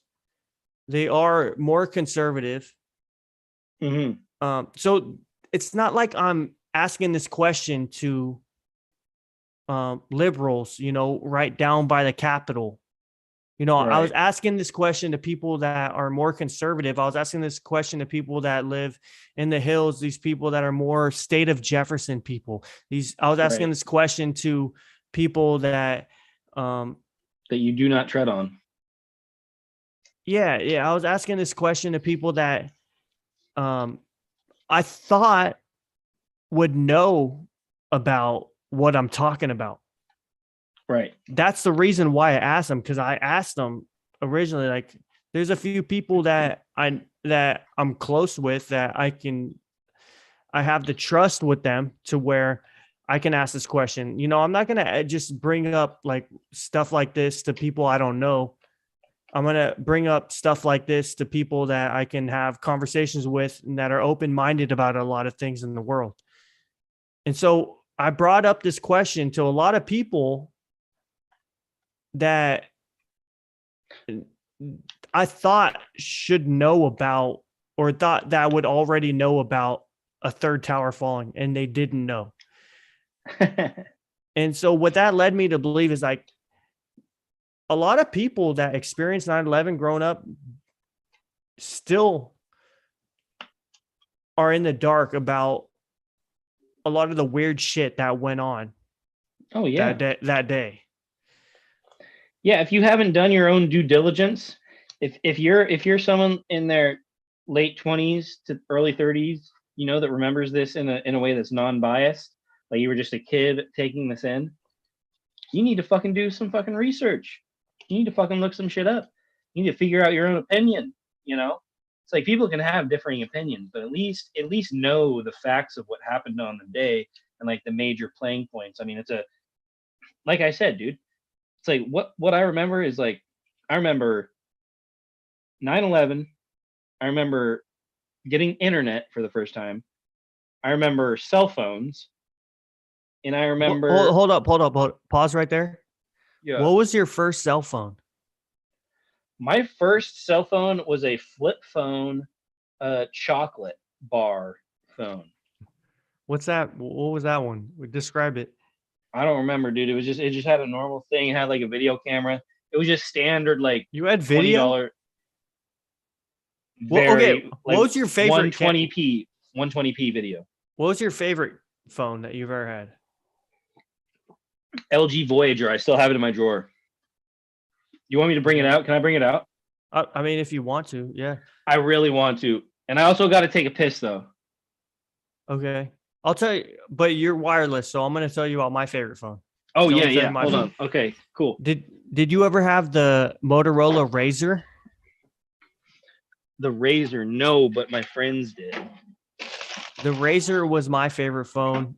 I don't think it was my first. I think my first one, I had some weird phone that it slid up. It didn't flip open. It had like a screen, and then you slid it up, and then it exposed the keypad. But Oh, yeah. after that, I got a Razr, and you know, the Razors, they actually weren't that expensive. If you signed up for like a phone plan, they would give it to you free. Yeah. Dude, so I'm looking at the Voyager right now. I have it in my hands. And it's literally a marvel of engineering, dude. This thing, oh my God, I cannot wait to show this to you. Holy fuck. Sorry, keep going. Dude, That's a full so- keyboard, dude. So the Razor I have, if I recall correctly, it had like 32 megabytes of memory on it. 32 megabytes. And it That's had a shitload. but not now. Back then it was. Back then. So 32 megabytes of flash memory, and it had a mini USB plug into it and that was used to charge it and to access data onto it. And so because 32 megabytes was so small, I think so an average MP3 would be like 18. No, not that much. It was like 4 to 6 if we're going at like mine had hella bass in it. Well, it depends. It depends on the quality. So there was like 64 kilobytes or kilobits per second. There was 128 kilobits per second, 192 kilobits per second. And then there was like 2 something, and there was like 320, which was like the top quality sound for an MP3. And then you could get a FLAC, which is lossless, which wasn't converted into a kilobits per second. It was considered lossless, and it was the best quality. But what I'm trying to say, I'm an audiophile. I could get in depth on like audio stuff and compression all day long. But Dude, I would SIM port. I wonder if I could use this phone. I would because it had such small amount of memory on it, I would download MP3s on LimeWire, which were at like 320 kilobytes per second, and were like, let's say, like 16, depending on how long the song is, like 12 megabytes. But right. I would convert them down to like 64 kilobytes per second. So they would be like 2 to 3 megabytes. And then I could transfer them, and I could hold like 3 to 4 songs on my phone, including all the pictures that I took with whatever the megapixel the camera was on that phone. I would be able to house like 3 to 4 songs that I could use as like a ringtone or playback on that phone. And it was awesome, dude. And I love that phone. I love the idea of a flip phone and texting. I forget what it's called, but you got to hit the numbers like T9. T9. Yes. I love texting T9. I was great at texting I'm a T9. T9 beast. I'm a T9 beast. Dude, if they were to bring that back, Game over. That should be fire, bro. Game over. Game over. All right, let me show you this is my second phone that I ever had. Second phone, and my parents fucking swagged me the fuck out, dude. So this is the phone from the outside. 2 megapixel camera. And mind you, this is like 2009 or 2008 or something. Okay. 2 megapixel camera. Front touch screen. Put the end to send. Yeah, front touch screen on the front. All right. And then peep this shit. Oh, hold on. Let me show you this too. External hard drive, external micro. Dude, this had everything on it, bro, at the time. This was the swagged out phone, the Voyager, bro. And then peep this shit. And this flip it open. It still feels so good to do this. Dude, there I am. I can see myself. It still works. It's incredible, dude. The thing about the way that the phones would open back then, and listen, the way you would click on each individual letter so like and number. It sits like this, but look, this is something you don't even see today. Full lay flat. So you're opening it, it goes to like that. Dude, you can fully open it. Laptops don't even do that unless you get I'm saying, bro. A high end one. This is like I'm texting all my main hoes in fucking 9th grade, bro. I'm just like, yo, where you at with the cotton candy, bro? Let me get some sugar or something. You know, it's horizontal too. Dude, it's incredible, bro. It has a full keyboard. Full keyboard. That's unbelievable. I would use this phone over an iPhone if this phone did everything an iPhone did and the screen was as good. I would love a phone this small. I like a small phone. The full keypad was amazing. And it's all touch. It's all touch, dude. And these still feel good. These still feel good. That's what I mean by the full keypad. They don't make anything today with a full keypad like that. It's a full keypad and it has a D-pad. Keypad and a D-pad. It's got both. It's got the fucking up, down, left, right control and OK in the middle, dude. I'm losing it, bro. I need to get this phone working again. Holy shit. Oh, thank you for bringing me back that memory, dude. I don't even know why I have this here. I thought I left a lot of my sentimental shit back in Sacramento, but apparently I kept that one. Can I tell you about how I lost my Motorola Razr? Yeah, dude. What happened, bro? So I had a Motorola Razr. So, dude, I used to deal with so I played soccer and baseball growing up, and everyone growing up was like, oh, you want to get like scouts to watch you and all that. And you want to be seen. So you go to college, you go pro. Like, you know, I was a little kid. Right? The classic pipeline. I had a lot of anxiety when it came to success. So yeah, well, just like playing in front of people. Totally, bro. Performance anxiety. Performance in front of people, like way more than I should have, because sports should be fun. No, dude. When you got a lot of potential, you get that shit, bro. Because it's like you're like, damn, I know I can do this shit if I just don't psych myself out, and you just get in your head about shit, and it's fucked up. I used to do that shit too. Well, I didn't even think of it like that. I thought of it like, well, because I growing up in Granite Bay, I had one of my teammates, his dad had played for the Phillies, so, and I trained at Placer where Greg Thompson, he was an Olympic soccer player, and yeah, I played with the Thompsons too. I played with Tommy and I played with Tanner. I played with Tanner, Tommy, and Tyler. All of them. I played with older brother and the middle brother. I didn't play with the younger brother. I played with all of them, bro. They would come to practice, bro. It was anytime Placer was out there, he would bring his kids just to train with us, just to help us train. It was Dude. sick, bro. And I want to say Tanner was the most jacked freshman I've ever seen in my life. Dude, he was a freshman, 5'6", full 8-pack, and the most jacked kid I've ever seen. Dude, he was on that Olympic serum. Yeah, he was on some weird stuff. He was jacked, dude. Yeah, Okay. yeah. Anyways, what I was gonna say is like my Razor phone. I went Holy to one. shit! Yeah, we got derailed from that one. I went to one baseball showcase, and I think it was at Oakmont High School. It was at Oakmont High School Oakmont. because there was a Oakmont sucks. growing up, like they're like, oh, you got to go to showcases to get seen and all Dude, this you stuff. were real close to Oakmont. You were real close. Granted, Oakmont and Granite Bay are those two high schools are the closest together, like in terms of like distance. Yeah, they got to only be like 4 or 5 miles apart. So I went to a baseball showcase at Oakmont. It was the only baseball showcase I had gone to ever. And so I went there and I had my phone. My parents were like, yo, call us when you're done so we could come pick you up. And I had my phone in my back pocket of my pants. And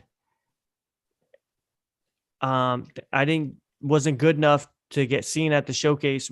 I'd played whatever, but I put my pants with my phone in the washer.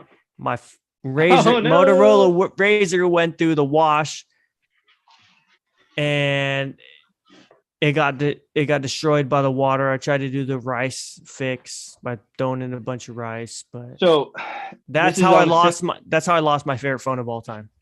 That fucking sucks. And just on a slightly similar vein, one of my worst and best days as a youth was when I went to ODP trials with Tanner, Tommy, all those people, like the Olympic development program. Yeah.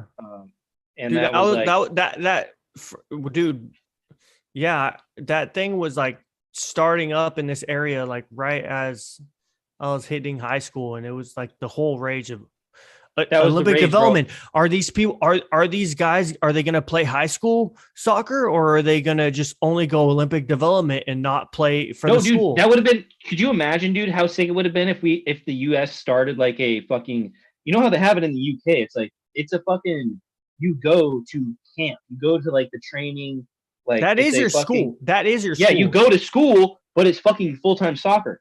And that's what we were almost about to have, I feel like. Like, you know, we're about to have that. Did you ever have academy?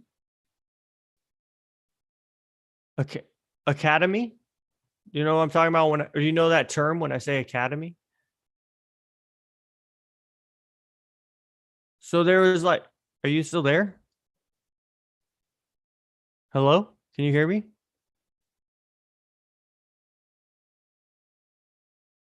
Can you hear me? Hello? Can you hear me? Can you hear me? I can hear you. Can you hear me? Okay, yeah, I can hear you now. Academy. Do you know what academy is? Yes, of course. So that's what I was talking about. That's what I was trying to talk about. I didn't do academy. But so when I was at Granite Bay, this was my experience. I'm 2010, right? There was the guys who played comp, like the Shore brothers, Lucas, and I forget his older brother. Lucas was a year behind me. And then a few Connor Hallisey, he ended up playing it. Connor the Greek guy. I know Connor. Connor Hallisey ended up making it to MLS. Yeah, I know Connor. Everyone knows fucking Connor. He played at Placer for a short while as well. Yeah. So that's what I was getting at. Is like there was a group of guys and players in the area that they were comp players, but then Greg started Placer basically, and then fed Greg Thompson into an account. Yeah, Greg. Okay, he was one of the founding members, as well as Mr. Gutierrez, from Roseville High. Okay, so I didn't experience that. That's cool. I didn't know that. Yeah. So, So what I was gonna say is that there's There's a group of comp players that were really good. Lucas, Connor, who's he had an older brother. I forget his name. He had hella foot skills. He was half black and had an afro. I don't know. Whatever. Oh, no, I He know who played, you're talking about though. played for That guy Granite was a Bay. menace. He was That was 2011. an absolute menace. Yeah, I remember I played him in indoor. I played Can't with remember his name. I played with his brother for a year when I was a sophomore. I got called up because a bunch of guys got kicked off the team because they were caught smoking weed in a tournament in Illinois. And anyways, what I'm saying is that there was academy, and there was a huge deal with the soccer players that were playing in academy if they were allowed to play concurrently in high school at the same time. And it was no to start. It was no. If you're playing academy, which is supposed to be like the best of the best soccer, you're doing 4 days a week, dude. You You're were doing not 4 days a week training. You were not allowed to play for high school soccer. So, I don't know exactly what happened, but what happened is that for when season came around, like when go time came around, they ended up playing with the high school team. So let me tell you what comp was like in Placer. This is what Greg Thompson started. I gotta say one thing. You say 4 days a week, dude. I was playing select for I was playing select and high school so our high school coach, Frank, he was our freshman coach and he was assistant varsity coach. He was our select coach. You said 4 days a week, dude. We still had select and we still had a select team. I remember a period I played a month and a half straight of soccer every single day because we had tournaments on the weekend, dude. I would have soccer practice at high school. We all did that. That was out of the joy. I'm just saying, sport. 7 days a week, I had school soccer and club soccer for a month. There was a point where it's like a month and a half straight, 7 days, like nonstop. Yeah. So that's like, 30 days plus 15, 45 days in a row of like running at least like 7 miles a day, dude. Listen. The only reason I said 4 days a week is because that's what was going to be mandatory. Every single person getting pulled up to academy had their own club team that they're getting pulled from, which meant they were probably practicing with them too. So okay, I have a question. I got to go real quick. So go ahead. I have a question after what you're going to say. So with club, it was 10 months of the year. You're always playing for club. You go through tryouts. If you're on the team, it doesn't really matter. Is that comp? So comp is 10 months, and then you get the 2-month break for high school, and that's it. And then you're back to it. Oh, you're breaking up on me. I'm still here. Hello? I can't hear you. Can you hear me? You can't hear me? I can hear you. Oh, okay. Yeah. Comp was 10 months, and then high school was 2 months. And that was soccer all year round. That's why I didn't play. That's why I didn't play my senior year, because I went up to varsity sophomore year, played 2 years of varsity, and then my senior year I was on a travel tournament team where we were number 4 in Northern California, and I couldn't play high school. I couldn't do it. So because we were traveling, we were going to Vegas, we were going to Utah, we were doing everything. You know what I mean? So like we were fucking killing it. Soccer is weird in America. I couldn't play. I don't think soccer is done right in America. It's not, bro. We need academies. We need full dedication. We need to have a pipeline to streamline, dude. Well, it would be incredible. I think they should. I think they should enable, or at least allow, for high school. School ball should be like how it is with football or baseball. Oh, there is nothing else until you graduate. There's no side league for football. No, you play in high school, then you play in college. Side league is cool, but I think I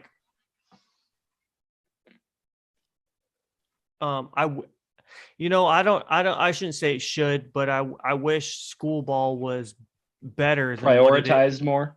Yeah, yeah, that's a great way to put it. Prioritize more. I agree with that. It would be great if soccer had a better standing. Like if soccer was like football, that would be great in that degree. But otherwise, I do think that the club aspect of soccer is very important because it's kind of like, I'll draw the parallel between like school sports is the federal government, and then club sports is like a private company.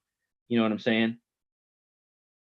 Like if you can make that distinction, it's like school sports, like everyone's got to be able to join. Private club, it's like only the best get through. So it's like, yeah, I agree totally because one of the reasons I grew up in Granite Bay, you grew up in Roseville. One of the reasons I never tried out for comp was because my parents said it's too much traveling. Like you said, you were going to Las Vegas, you're going to so many different places, you're traveling a lot, and yeah, that just money wise, that I'm not saying I would have made it. I might not have made it, but money wise, that would have been. If you get to that level, it does require that extra cost. It does. It's like it just because no one's paying for it. No one else is going to pay for it. No one else is paying for it except for your parents, your family. But that's why it would be great if that was connected to the school, so that it was like, if that school is hella fucking good, everyone's going to get stoked on that, and everyone would fund that. Everyone would be behind that. But it's not. It's much less regionally based. A school that goes all the way from like senior year, K through what's senior year? K through 16, 12. K through 12, K through 12. Yeah. So if it was like K through 12 academy, and then you could fund that, you could early on see the kids who were talented and then develop that. That's how it is in Europe. You get the kids early on. So I think what the only difference is that Europe is like this, America is like this. So it's like we're way more spread out in terms of our population centers. Europe has shit packed in. So it's like any school there is going to have like thousands and thousands of students, and a talent pool is going to be much larger. Like if you have any given like high school in America, the talent pool is probably going to be smaller just because we're all so spread out because America's fucking huge, which sucks. So that's kind of like why the travel aspect comes into it, because you got to travel to find that good competition, because there's only so many other good teams. Like we played all the good teams in California, and we were number 4, so you can only play those other 3 teams so many times. So we had to go other places to play other good teams. So it's like, and that's even just in California. Imagine if you're born out here in Montana. Imagine if you're like a good baseball player and you're born in Montana and you're playing against a bunch of fucking, hillbillies. It kind of sucks. But that's what I was kind of getting at, is that there is talent out there, but a lot of times their families can't support them to get them out there or on a team. True. Be able to.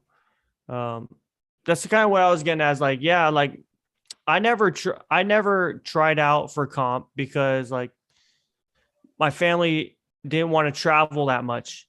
The monetary burden was just unnecessary. It was not, I'm not saying I was good enough to make it. I'm not saying that at all. I'm saying that like it was not even an option for me because it was too much in the beginning.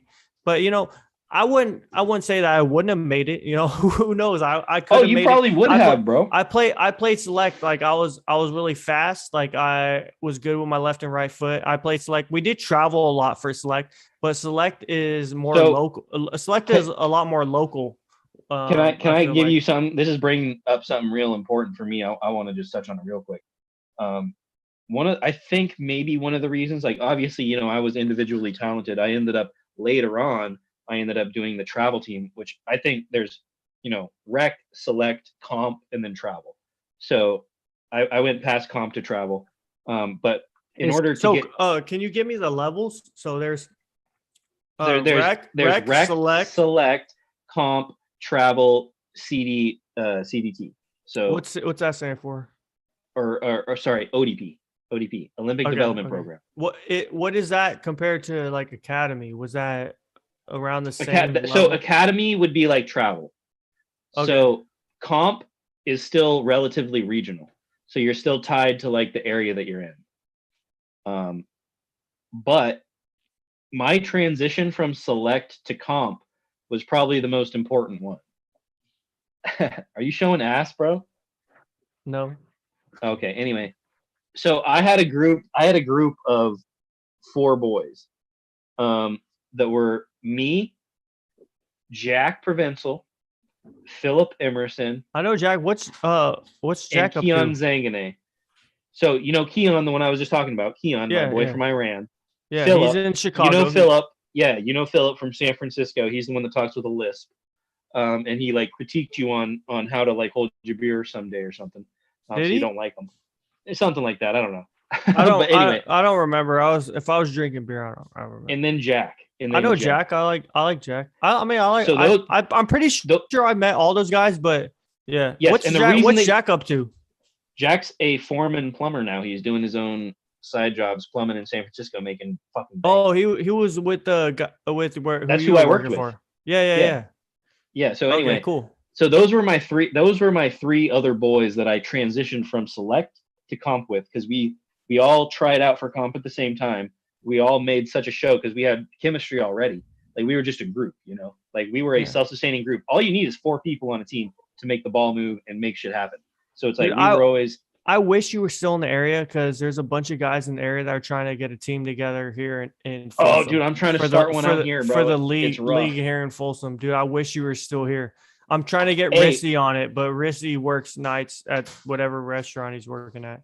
so low key, once I pay off this trailer, I'm thinking about pulling the trailer back to California, just parking at my dad's place in Sac, and just living there half the time. Because all I need, I just need to pay off this trailer. Yeah. You know what Okay, I mean? And go on I with have a your steady story. job here. So we transitioned to comp together. So that was the Mhm. biggest leap, was going from select to comp, right? And then once we hit comp, it was just a matter of, you know, blending with other talented players, because the talent pool is so much better at comp than it is select. It's just insane. So the jump from comp to travel was not that much. The jump from comp to travel was being able to afford it. You know what I mean? That's the jump, was comp to travel. So select to comp, that's skill based. Comp to travel, money based. And then once you go from travel to Olympic development, that once again is skill based. And I did not have the fucking chops for that shit. Like I got cut day 1. Talk about a fucking rough one. They just walk out, put your names on the board. You all have numbers pinned to your backs, and they just like write the numbers that make it. And then if you didn't make it, you just walk home, and your parents are all sitting there in the car. So Okay. it was brutal. It I was don't brutal. So I don't know about any about that. The highest I went was select, but I will say that my select team was we were good. We were good. Like we had great chemistry. Soccer is all about team chemistry. All about team chemistry. That's what I'm It's saying. all That's why about team chemistry. that's why my 4 boys are so important. That's why I and love them to death more than anything, bro. My select team. Dude, my select team. I don't. Did you know Adam Harani? He went to Granite Bay. He played varsity at Granite Bay. He was my year. Adam. He's actually, dude. So he's actually back in Folsom, and he's one of the dudes we're trying to put a team together with. Anyways, what I was gonna say is like, dude, my select team had great team chemistry, and I would put my select team like we were good, but we didn't travel as much as like what you were saying. Right. I would put us up against anyone, dude. It was the best. It was the best time, dude. Like, yo, that's how I feel about. So this is the bet. Our select team chemistry was better than our high school team chemistry. Our select team chemistry, I would pick that every single time because just we grew up playing together. You know what I mean? Yeah.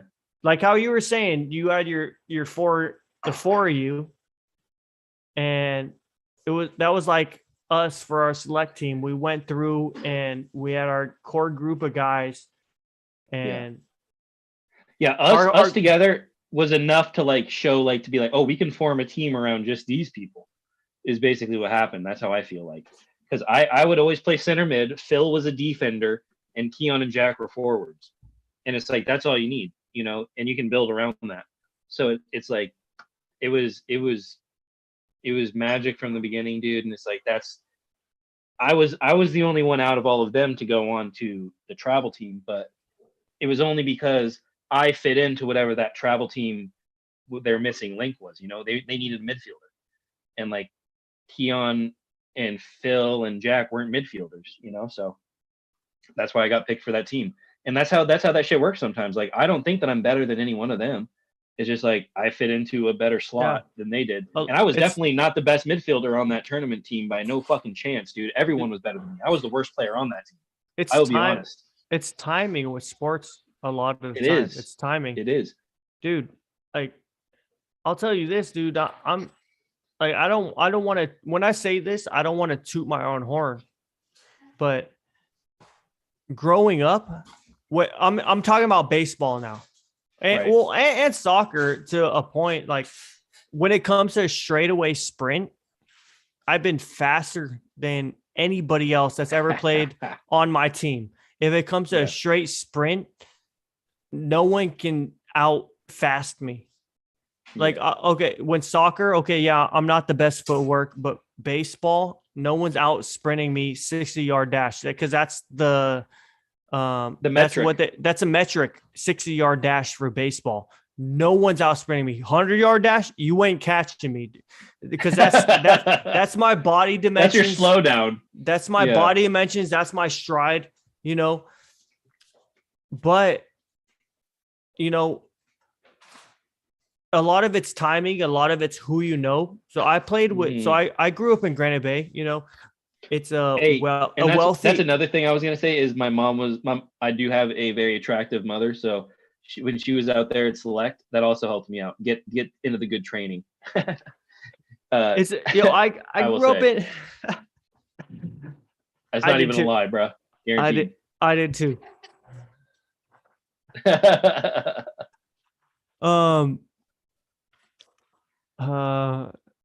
Sorry, derailed the yeah, combo dude, with that one. No, I don't know. I'm just thinking about your. You don't even want to talk to me anymore because I'm gross. Yeah. No. What I'm saying is, like, so I was the fastest. Right. Like, let's take it away just from soccer. Like, I was the fastest Dead when sprint. it comes. So baseball, pure sprint speed is very important when it comes to baseball. And because I played soccer, I was the fastest. Look, I'm not trying to toot my horn. Let me just say how it is. That's how it is now. I still play baseball now. I still play in a competitive league in Sacramento area. Okay. I'm the fastest. Hands down.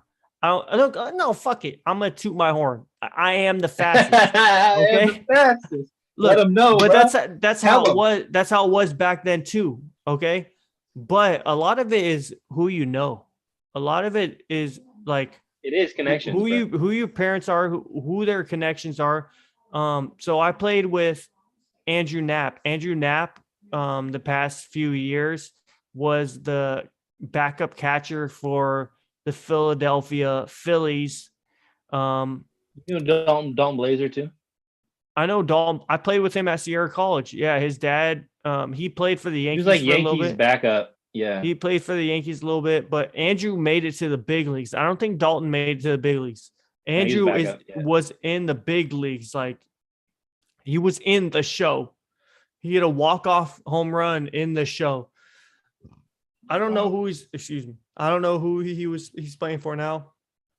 I haven't been keeping up, but all I'm saying is that, and I'm not saying like, they're better than me. They have better eyesight than me and all that. Like, I'm not hating on them for that. I'm just saying, growing up, I heard about these things. They had these connections.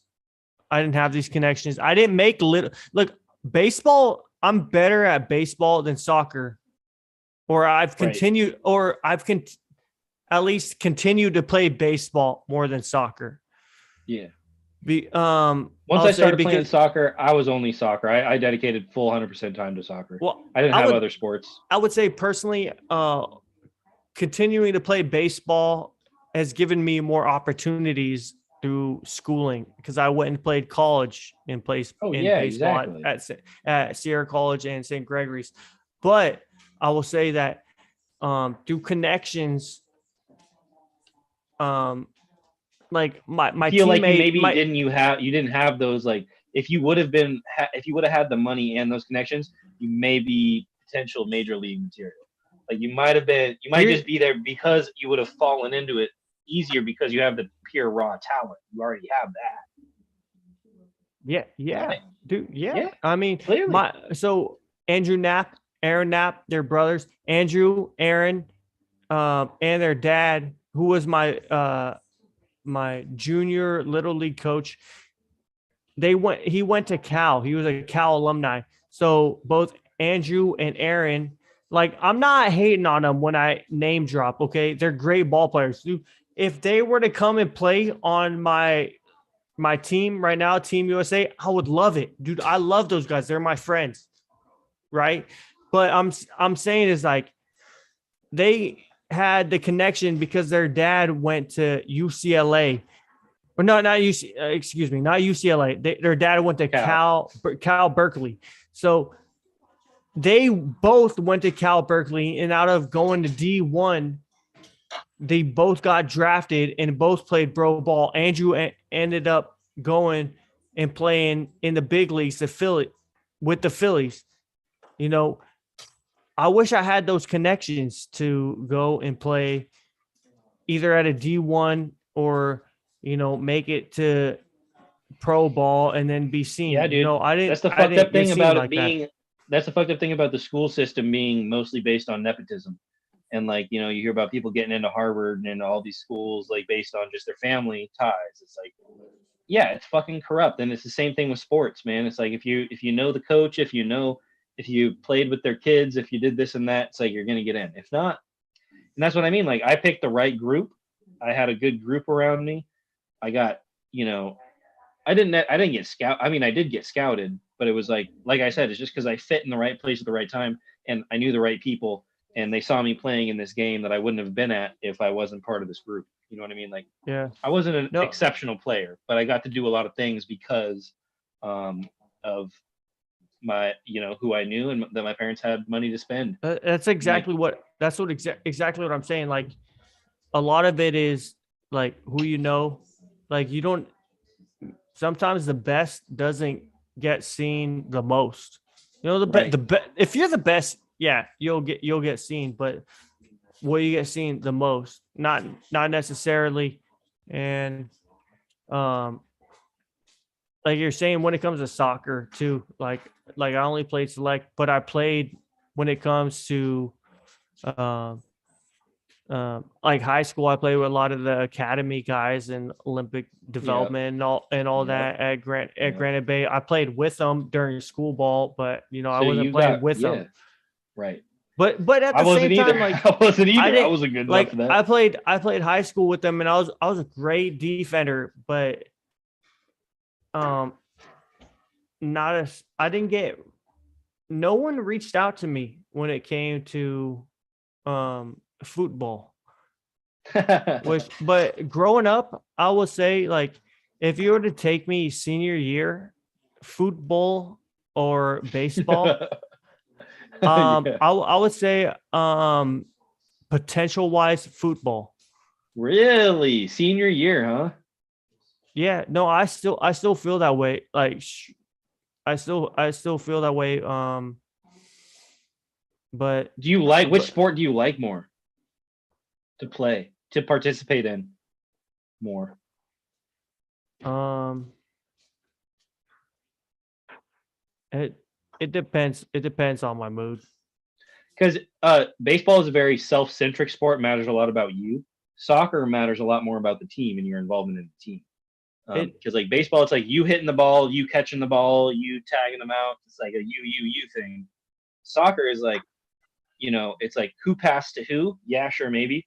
Otherwise, it's like the assist and the score, and there's like a million things that happen before that. Well, a lot of it depends because after high school, I went community college route to Sierra College and Oh, Sierra. dude, hold up, I gotta grab a beer. Okay, I gotta take a piss. All right, cool.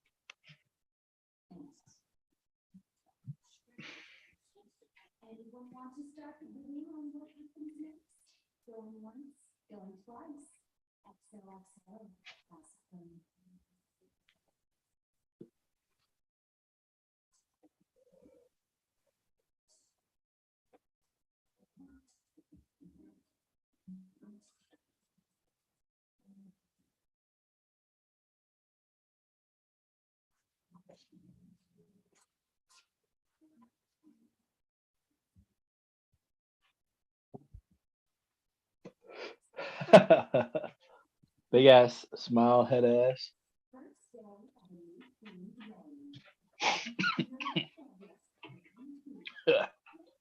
Ooh, hoo-ha, hoo-hee-ha. Anyway, man, can you hear me? Yeah, I can hear you. Yeah. Um, my days ahead of me are mostly most of my physical accomplishments will be hunting related. It'll be making it over those hills, sleeping in that rain, um, and doing what needs to be done to kill an animal. And because a lot of the time that takes more endurance than I think probably anything I ever did as a child, you know, playing sports. Do you know who Cam Haynes is? Sounds familiar, but no. He's been on the Joe Rogan podcast. I say that even though we're the best podcast in the world, I'm just Oh, gonna say clearly, clearly. but he I I believe he's one of the founders of the brand Kuyu. Okay. Or at least he like is one of their business partners. Um, I bring his name up because he is he states that his whole life, why he lives is because he loves to hunt. So Nice. he trains to hunt. Right. He works out and gets his body in better physical shape That's what I'm talking about. because he wants to be a better hunter. That's There we why go. that's why I bring his name up, and That's awesome. That's it, perfect. and what you just said reminds me of what his Mantra. yeah, exactly. That's fire, dude. I would love to adopt that mantra. Um, just because, like, especially now with the dog, dude, it's like if he takes off after something, I'm gonna have to go get him back. And it's like I need to be in physical shape, you know. And I'll tell you what, winter, Montana, winter, packing on pounds, that shit's real. All right. I was 190 going into winter. I'm 210. So I put on a good 20 pounds, and it's just now getting good enough to where the trails aren't muddy. There's not snow everywhere. I'm getting back out there. And that's going to be my main way of keeping in shape is just going on these trails in preparation to hunt and just to be, climbing pretty much probably climbing the same ass mountains. What were you when you were playing soccer? I was 160, 155. Yeah. I was I I graduated. So at the end of soccer in California when I was going to high school, I don't know, they've been changing around the seasons and the timing of things, but after my senior year, I was 145 at the end of fall, at the end of winter break, and then spring season for baseball. At the end of that, I was 155 when I graduated high school. Yup.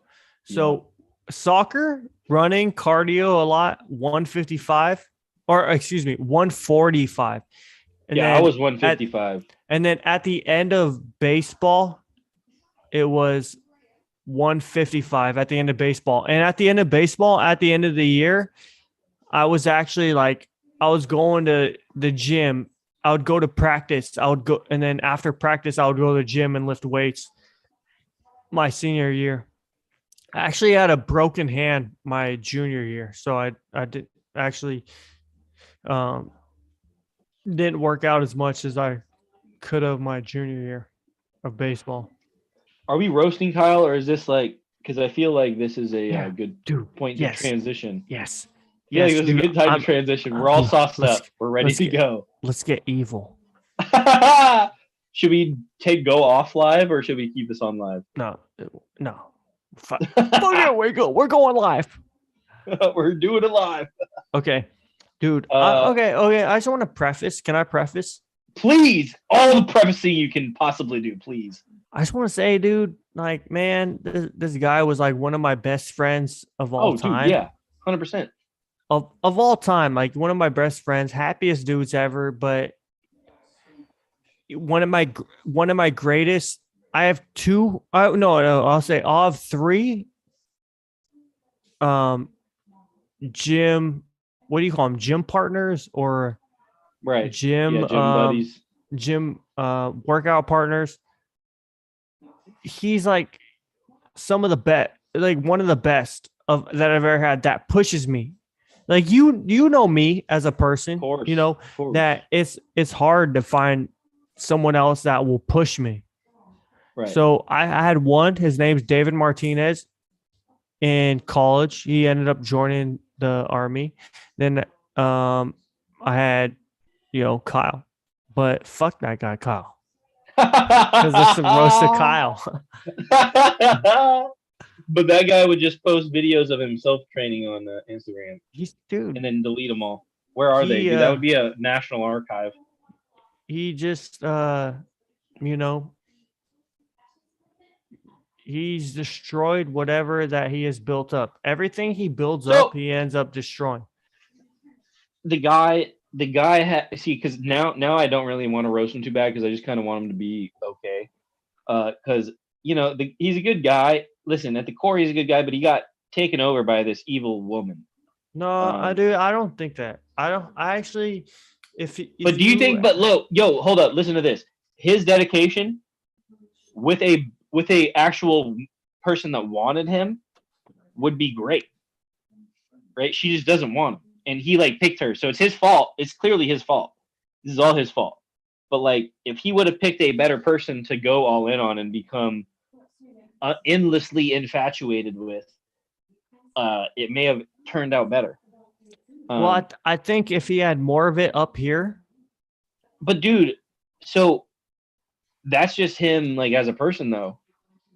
I think Yeah. that if he had more of it up there, then he would like still be here today, and he would be actually like joining us on this podcast, on this live stream. But I think, dude, I don't think it's all there for him. I mean, the guy. I hope he sees this. I hope he sees this. Like, dude, I love the guy, but you should send him the link. Whatever he's doing, whatever he's thinking about in his head, like, come on. Dude. You know what I mean? Let's get your head right. Get to stop making smelling like yourself shit. Better. Put on some deodorant. Brush your teeth. Stop smoking a pound of weed a day. Maybe don't take care of other people's kids when you can't take care of yourself. A lot of things. Okay, so there's probably I could keep going. Should I keep going? No, just let me say, dude, you're a good dude. You got potential. You can do better. You can do better, dude. Do better than this fucking hoe, bruh. You got a hoe ass bitch that's fucking killing your kids and fucking other dudes. Okay, but it's a roast. Let's roast him. That's what. Okay, I was kind of low key roasting him the whole time, but Kyle, my guy, listen. You look like a jabroni. You dress in athleisure wear, but you don't even you have your license, your certificate to train people, to be a trainer. But you have never trained anything more in breathing techniques. You have never trained anything more in qigong. In qigong, I don't know what that is. What is that? It's Asian. Oh, qigong. The guy. Listen, you can only help to a certain degree. The guy is like you said. Did you say spiral? I think that was what you said. Something about spiral. No, I just said that, dude. I love the guy, man. I wish he was still like in my life, like in our lives, like still communicating. Dude, I don't know. So the roast of Kyle is turning into the we want Kyle back. Dude, I don't know. The plea to Kyle. Change it to the plea to Kyle. Please, Kyle, come back. I don't know, dude. I'm just gonna say, I don't know what's been going on. Like, I love him as a friend. He's a great friend to have. He's the best workout partner I've ever had. Like, he pushes me more than anyone's ever pushed me. I love his energy. But at the same time, like, dude, I don't know what he's doing, but I don't know what number to text him at. Okay. Okay. Insane. Like, I can't text him. I can't get a response. I don't know what to text, and whatever number I text, it's not getting to him. And the man is incommunicado. And then even if it is the right number to text, I'm not getting a response back. Like, dude, I don't give a fuck what you do in your personal life. Show up to the gym and help me get better at physically. Dude, fuck, dude. I don't give a fuck what you got going on in your personal life. I mean, I do. I care. Okay. I'm a caring person. I'm loving. Right. I love life and I love everyone. Like, I want everyone to succeed. But in this in the area, you need a like person, a workout partner. He's my workout partner. We worked out in the past. Like And at he's just least always text down. me He's back, like, dude. At least text me back. Like I don't even know how to contact you, dude. I don't even know it's how to fucked up. contact the motherfucker. I But can't contact him. That's let's end it on weird, dude. let's end it on a good note though. The guy was a great workout partner. He was always down to go on an adventure, go to the He's store, happy. go to the shop. You know, he was He's always down to do anything. He wanted to be he's included. he's an adventurer. He's an adventurer.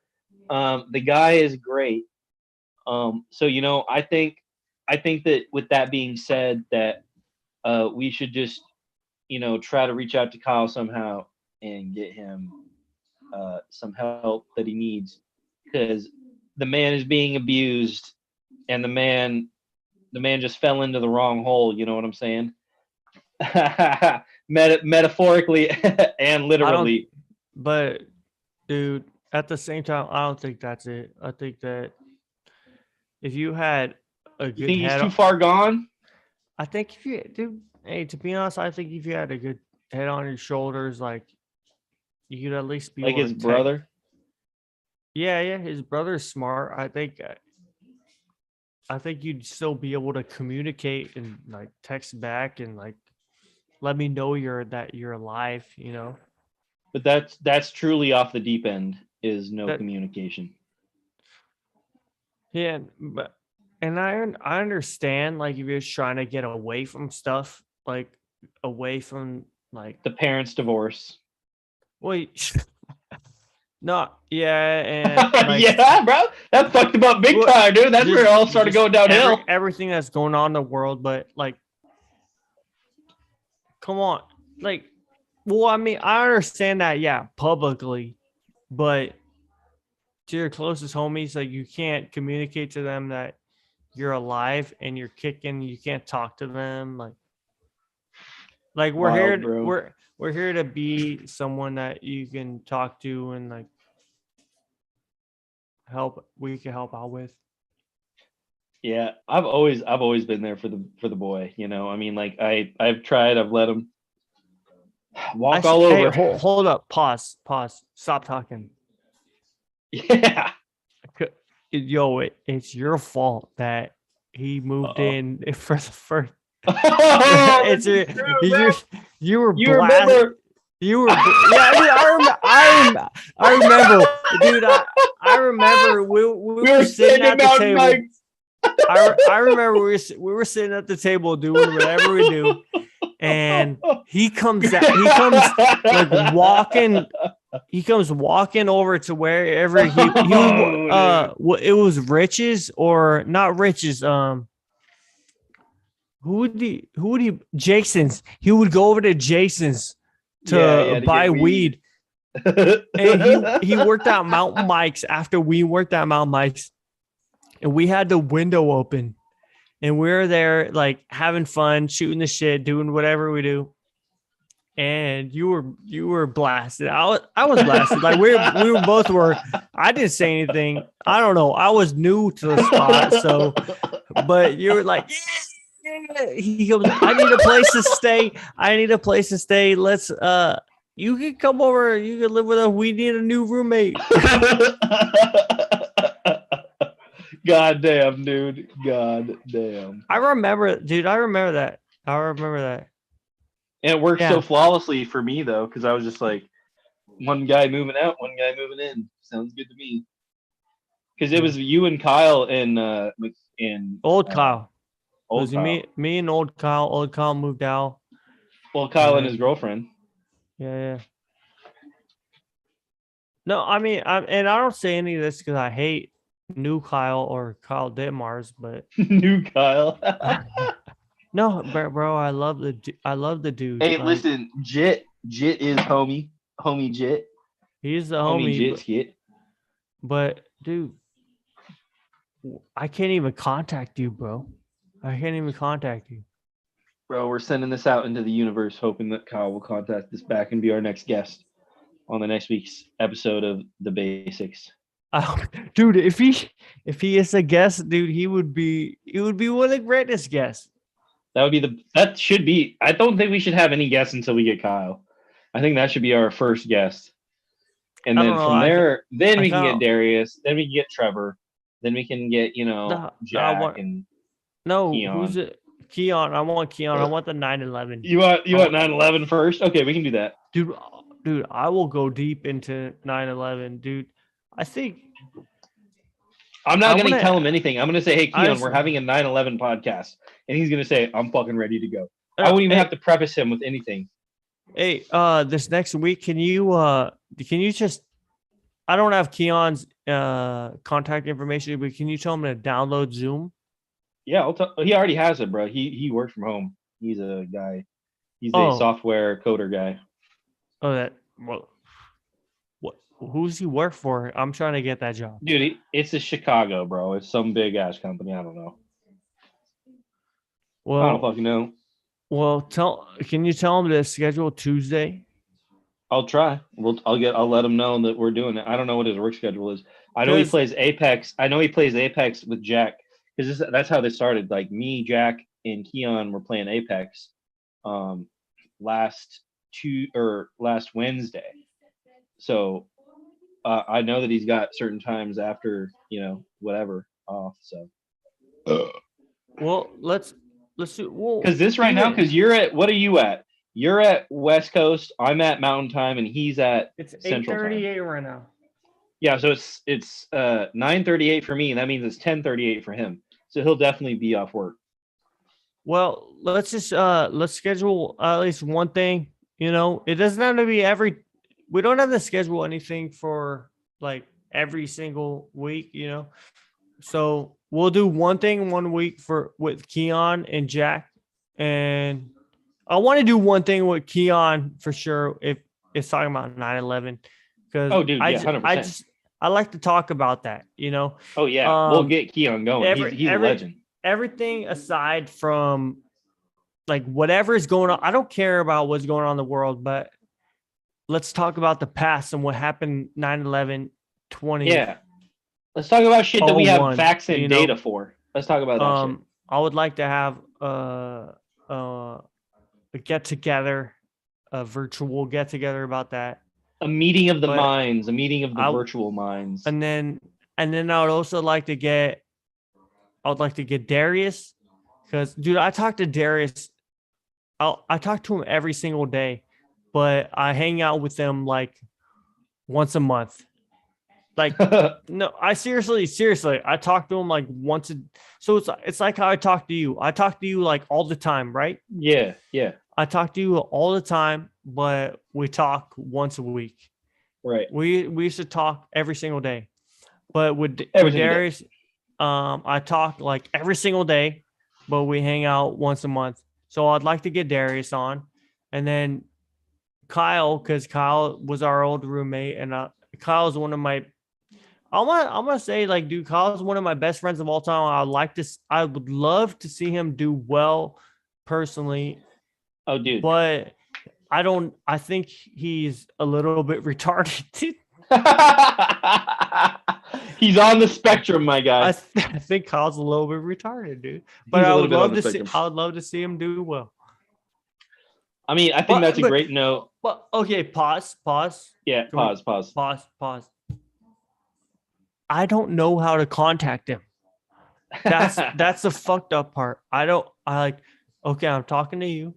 You're smart. You can connect to Zoom. I can contact you. We're talking live I right can now. click a link. We're Yep, through yep. Zoom. We're through Zoom. It's a recording. I can have it saved on my computer, and at the same time, it's on YouTube. And so all of this, everything that's happening, I can go back on. But main thing is I can contact you, Kyle. I don't know how to contact him. Listen, The real talk. Like I don't even know how to get into if shit hits the fan and like America's at war, I don't know how to contact Kyle. That's the No. thing. it's like we can't get him up here. It's like obviously everyone's coming up here to Montana to the bunker, but it's like we wouldn't know how to tell him to get up here. It's like we would know how to tell him to come. But at the same time, that is like such a life to live. That's amazing. I That's hard mean, to have. it is kind of hard to have. That's what I've kind of accomplished here a little bit. Now that I have Wi-Fi, I'm more connected. But that's why I love doing this every week. I like it. We don't have to schedule it, you know what I'm saying? But I love the Tuesday. I love the Tuesday get together, fucking.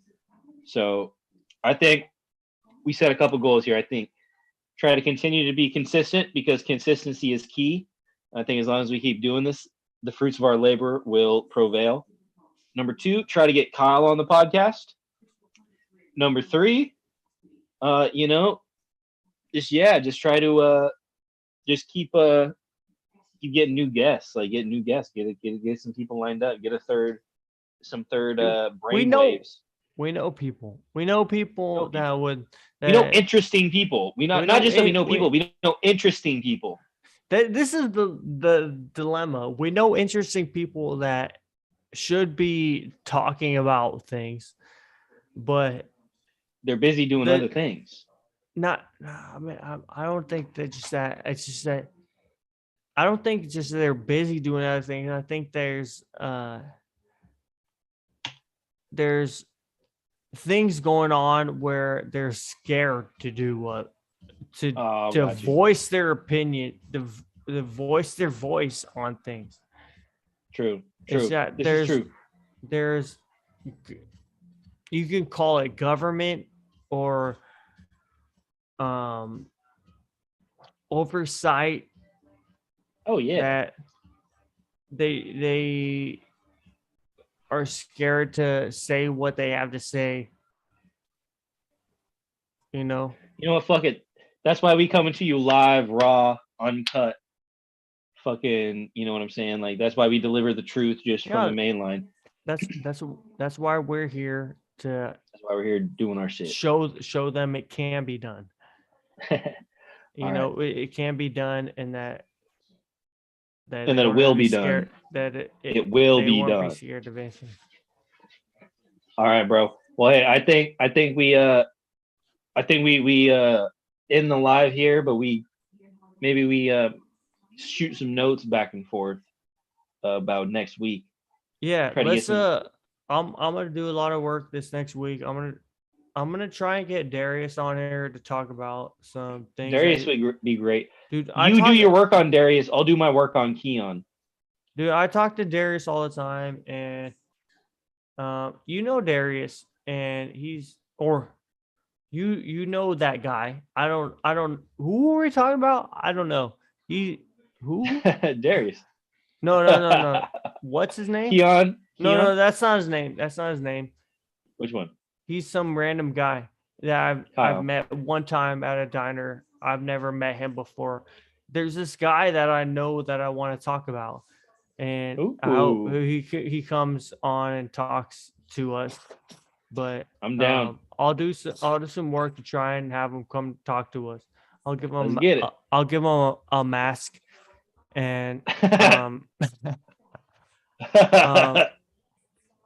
there's a lot of interesting topics that we need to be talking about pertaining to the future and our livelihood. So Let's fucking get it. On that note, I think are we basics out for the week? Basics out, brother. All right. Do we All go off live first or do we just end the podcast? it's about to end. Have a good night. All right, brother. You too. Then I could barely see you as dark. I know. over Sorry, there. the sun is finally set. I'll turn my lights on next podcast. I just want to say, hold up. Don't press anything. Yo, I just want to say that this is awesome that we're friends. We all grew up in the same area, and we've all gone on to different paths.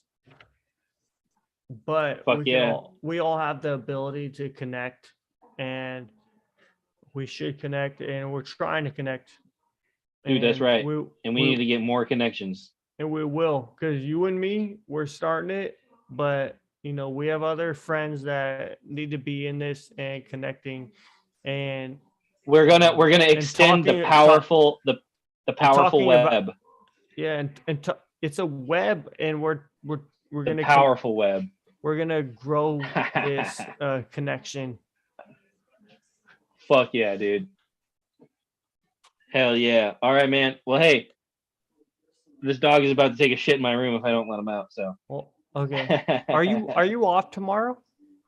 Yeah, You have Tuesdays and Wednesdays off? Tuesdays and Wednesdays. But tomorrow I might be doing my camping up on the trail, like I said. Okay. So I don't know. Okay. Cool. Send me pics. All right, brother. Okay. Peace out. Peace.